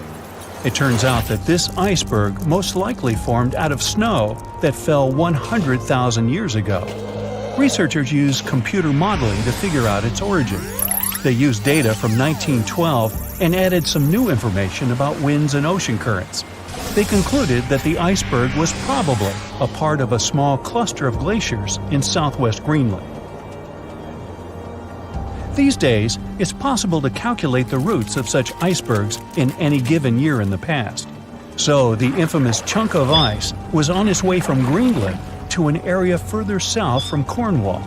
If the ship had passed through that region only 2 days later, the iceberg would have moved far away from the point where they met. At first, the weight of the most well-known iceberg in the world was 75 million tons. With time, it started to slowly melt away. And when it sank the Titanic, its weight was only 1.5 million tons. By the time of the collision, it had probably been melting for months, but it was still a true monster. When the Titanic sank, the iceberg was 400 feet long, and more than 100 feet of its surface was above the water. Some people believe it was a supermoon that caused the Titanic to sink. That night, there was a rare lunar event. It hadn't happened for 1,400 years. In normal conditions, the iceberg wouldn't have traveled so far south without melting and losing the largest part of its mass. But the supermoon could have been the reason for an unusually high tide that pulled the iceberg away from the glacier way faster than usual. There's a specific type of bacteria that slowly consumes the remains of the Titanic. Salt corrosion, ocean currents, freezing temperatures, plus this rust-eating microorganism might consume the entire wreckage. American actress Dorothy Gibson was aboard the Titanic. She survived, and when she arrived in New York, she started filming a movie called Saved from the Titanic almost right away. The movie was released only a month after the Titanic sank, and in the movie, she even wore the same shoes and clothes she had during the actual disaster. The movie was a big success at that time, but the only known copy was destroyed in a fire. 14 years before the Titanic sank, a novella called Futility had been published, and it seemed to have predicted the whole event. The plot centered around a fictional ship called the Titan that sank during its voyage.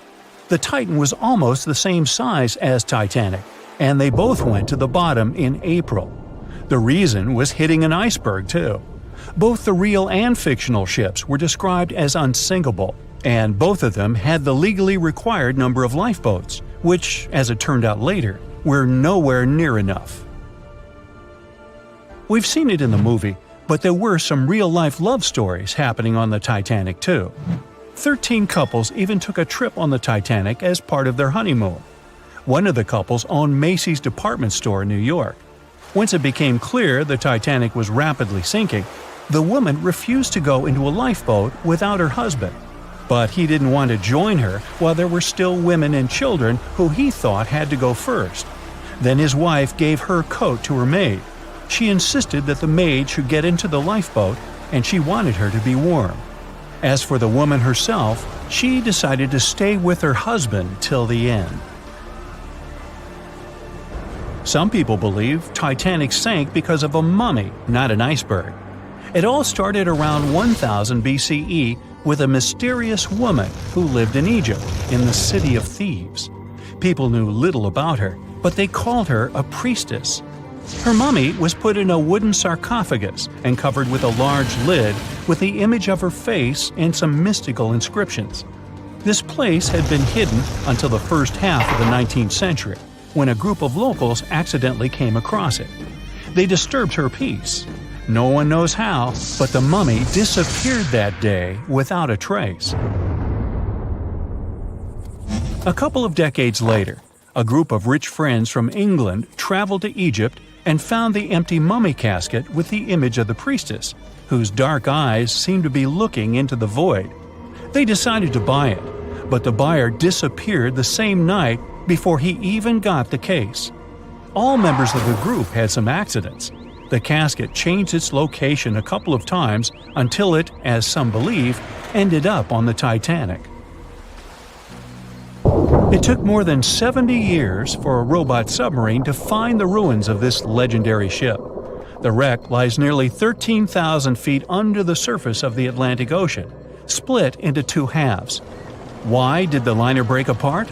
No one knows exactly. Some think it happened because of the water that got inside when the ship collided with the iceberg. The pressure was so powerful it separated two parts of the vessel, starting with the ship's bottom structure. Others say it was because of the hull rivets. They had a high concentration of slag or smelting residue, and that's something that can cause the metal to split apart. The ship generally had many flaws, starting with the design.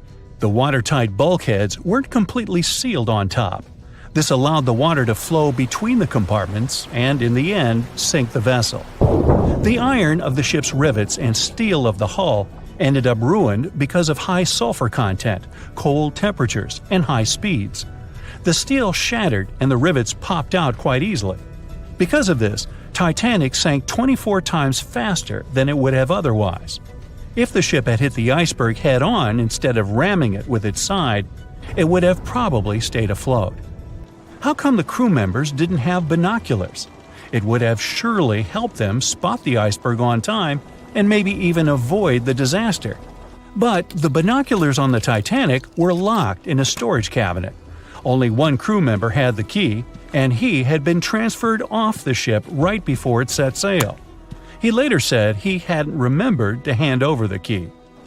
But even without the binoculars, the ship might have had some time to change course and avoid the collision if the crew had gotten some warning. But that's the thing, someone did warn them. About an hour before the incident, a ship that was relatively close to Titanic, the SS Californian, sent a message to inform them it had stopped because of dense ice field. But the warning never got to the Titanic's captain. Some experts say it was because the radio operator didn't think it was that urgent. And later, the SS Californian said they didn't get a call for help from the Titanic because their radio operator was off duty. Some say the crew on the Titanic couldn't spot the iceberg on time because of an optical illusion. Atmospheric conditions that night probably caused super refraction, which could have camouflaged the berg. After all, no one actually saw the iceberg until it was too close to the ship to somehow avoid the crash. Not even a whole minute passed between the moment they saw the iceberg and the collision. It was only 37 seconds, and it took Titanic 2 hours and 40 minutes to disappear below the ocean's waves.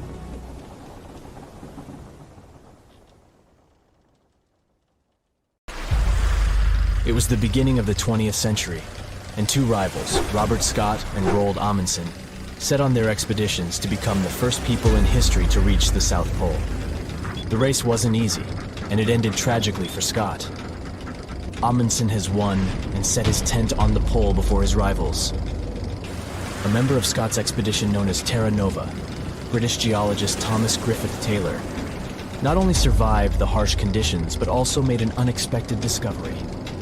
He found a waterfall of what appeared to be blood at the rocky base of the glacier, which now has his name, in 1911. It took scientists more than a century to figure out what is behind the eerie coloring. A team of American scientists journeyed to Taylor Glacier with powerful electron microscopes to analyze its contents. Previous studies had scratched the surface of the Crimson Enigma, but no one had previously done a full-scale analysis of its mineralogical makeup. These researchers unleashed a whole arsenal of analytical equipment and spotted little iron-rich nanospheres. These teeny-tiny particles, 1/100th the size of human red blood cells, originate from ancient microbes. They flourish abundantly in the meltwaters of Taylor Glacier. These nanospheres are jam-packed with iron, silicon, calcium, aluminum, and sodium, forming a unique composition that paints the subglacial water a vivid shade of red. These nanospheres don't have the usual crystalline structure found in minerals, which is why previous detection methods failed to spot them. Taylor Glacier's icy depths harbor an ancient microbial community that has thrived in isolation for thousands or possibly even millions of years. This discovery could help us in the search for life outside of Earth. Dr. Ken Levy, a research scientist at Johns Hopkins University, has some impressive expertise in planetary materials and the analysis of Martian samples. He decided to find out Martian landing site. They used techniques inspired by the rovers exploring the Red Planet. The samples they collected were sent to Johns Hopkins processing facilities. There, Livy unleashed the power of transmission electron microscopy and revealed the enigmatic nanospheres.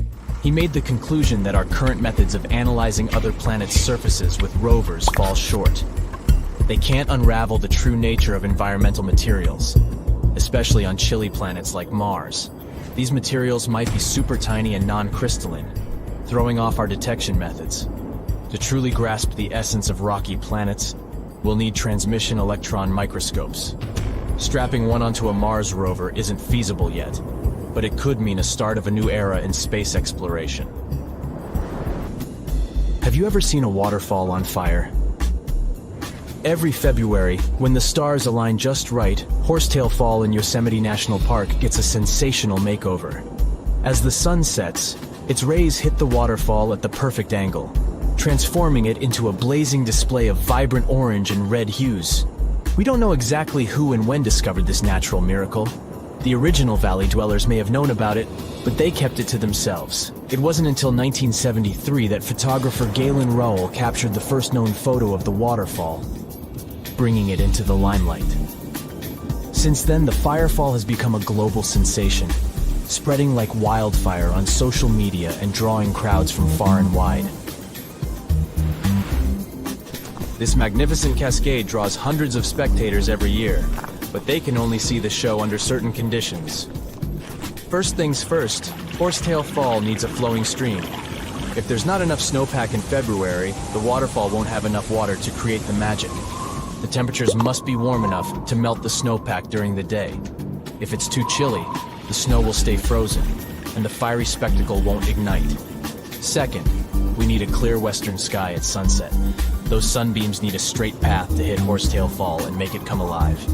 And since the weather in Yosemite is ever-changing, clouds can magically clear up just in time for the show.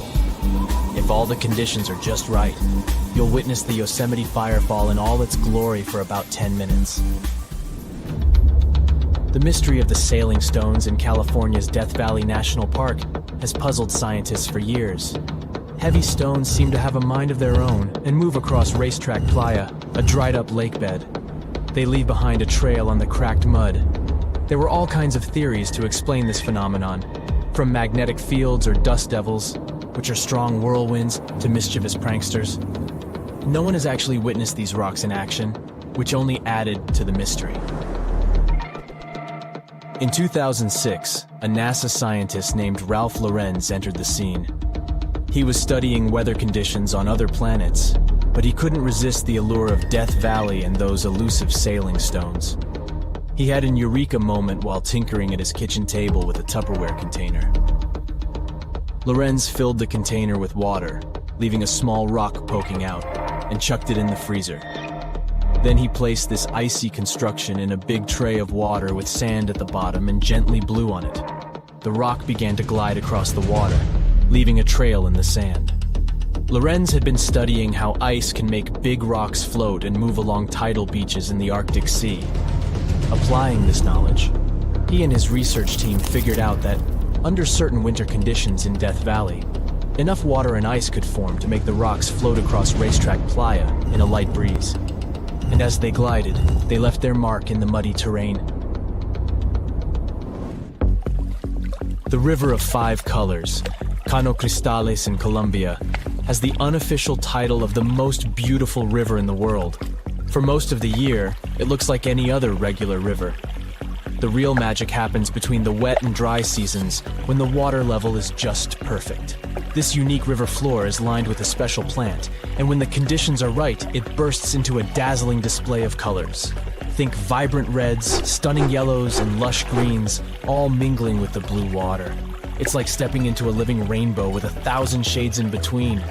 This phenomenal display only lasts for a few weeks, from September through November. During Colombia's wet season, the river flows too fast and deep, covering up the river floor and denying the plant the sunlight it needs to turn red. And in the dry season, there's simply not enough water to support the vibrant life in the river. So you have to catch it at just the right time. The reason behind Maldivian beaches glowing in the dark at night isn't a mystery, but it doesn't make them any less impressive. It happens thanks to the bioluminescent plankton. These tiny creatures are like little underwater disco balls, emitting a cool blue glow when they are agitated or on the move. Imagine walking along the shoreline and leaving behind glowing footprints. You can even take a night swim amongst these magical plankton. Researchers have discovered that their bioluminescence is actually a clever defense mechanism against predators. When these microorganisms flash their little blue lights, it disorients and surprises their attackers. The plankton produces this light using a chemical called luciferin. These enchanting plankton can appear at any time of the year. The best chances of seeing them in all their glowing glory are from June to December. During this period, there's a higher volume of plankton in the seas of the Maldives, creating the perfect conditions for a luminous show after the sun sets and the night sky takes over. You'll only witness the magic of bioluminescent plankton when tidal currents bring them close to the shore in large numbers. It's hard to predict exactly when this spectacular show will happen, so make sure to do your research and prepare to take photos with a high ISO to capture it, exactly like it looks in travel catalogs.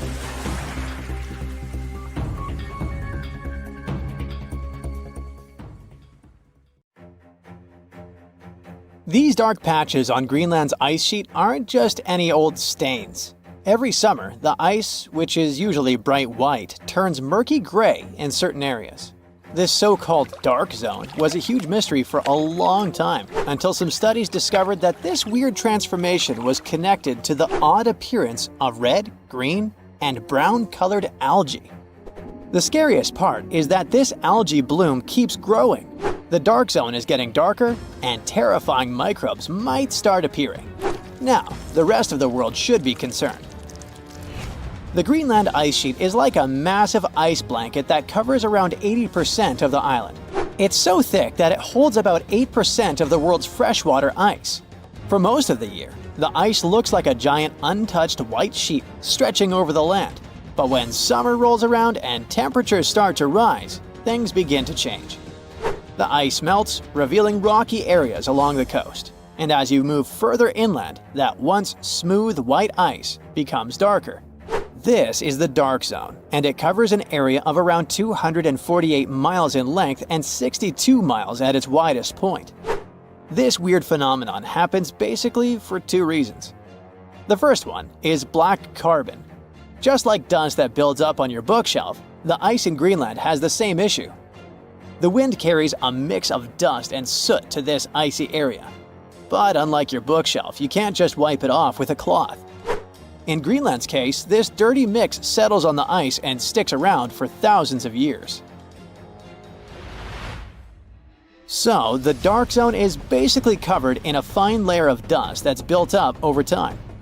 Back in 2014, researchers analyzed this dirty mix and found that the darker ice areas were filled with black carbon. This black carbon didn't just appear out of thin air.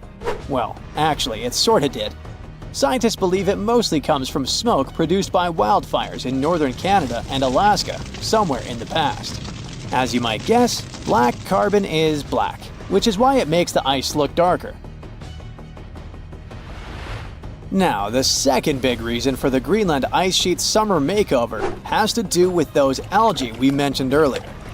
We're mostly talking about two types of it, the Ancylonema alaskana and the Ancylonema nordenskjoldii.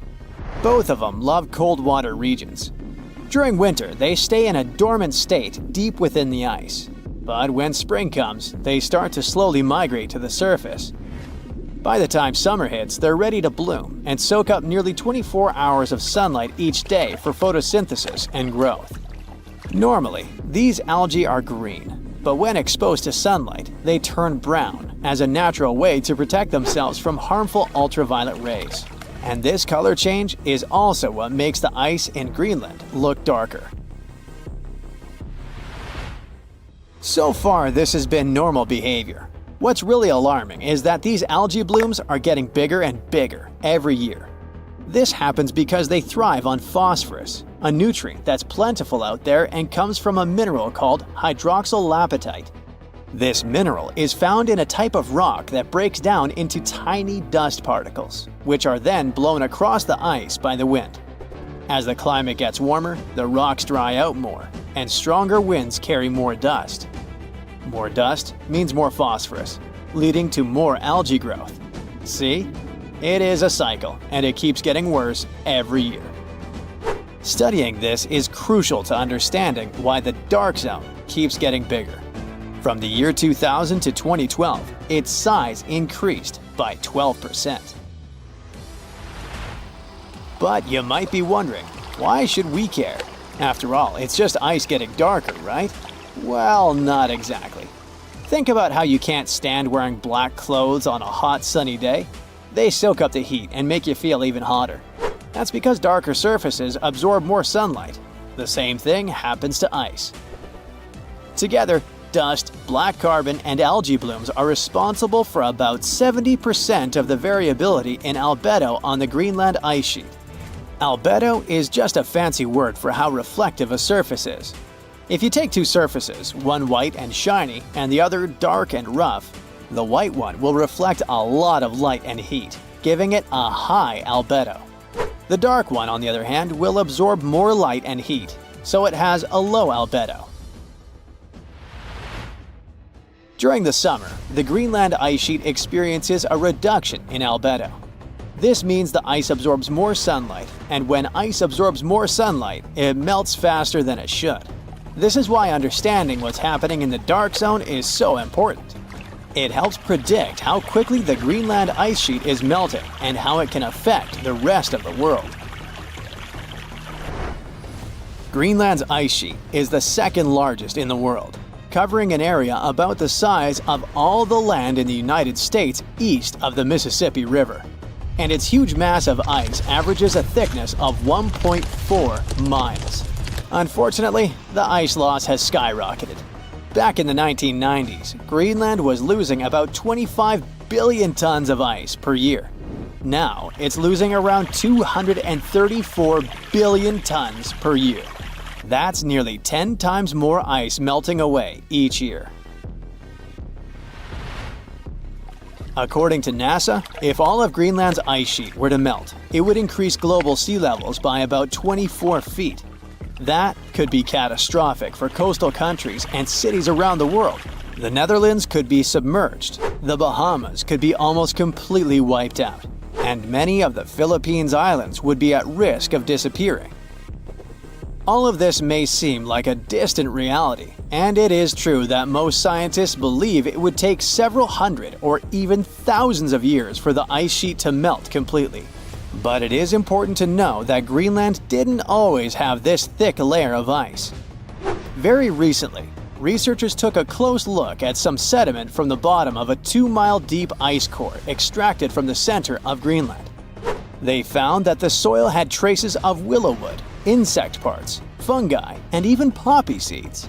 So these fossils are the first direct evidence that Greenland's ice sheet melted away in the recent geological past, around 400,000 years ago.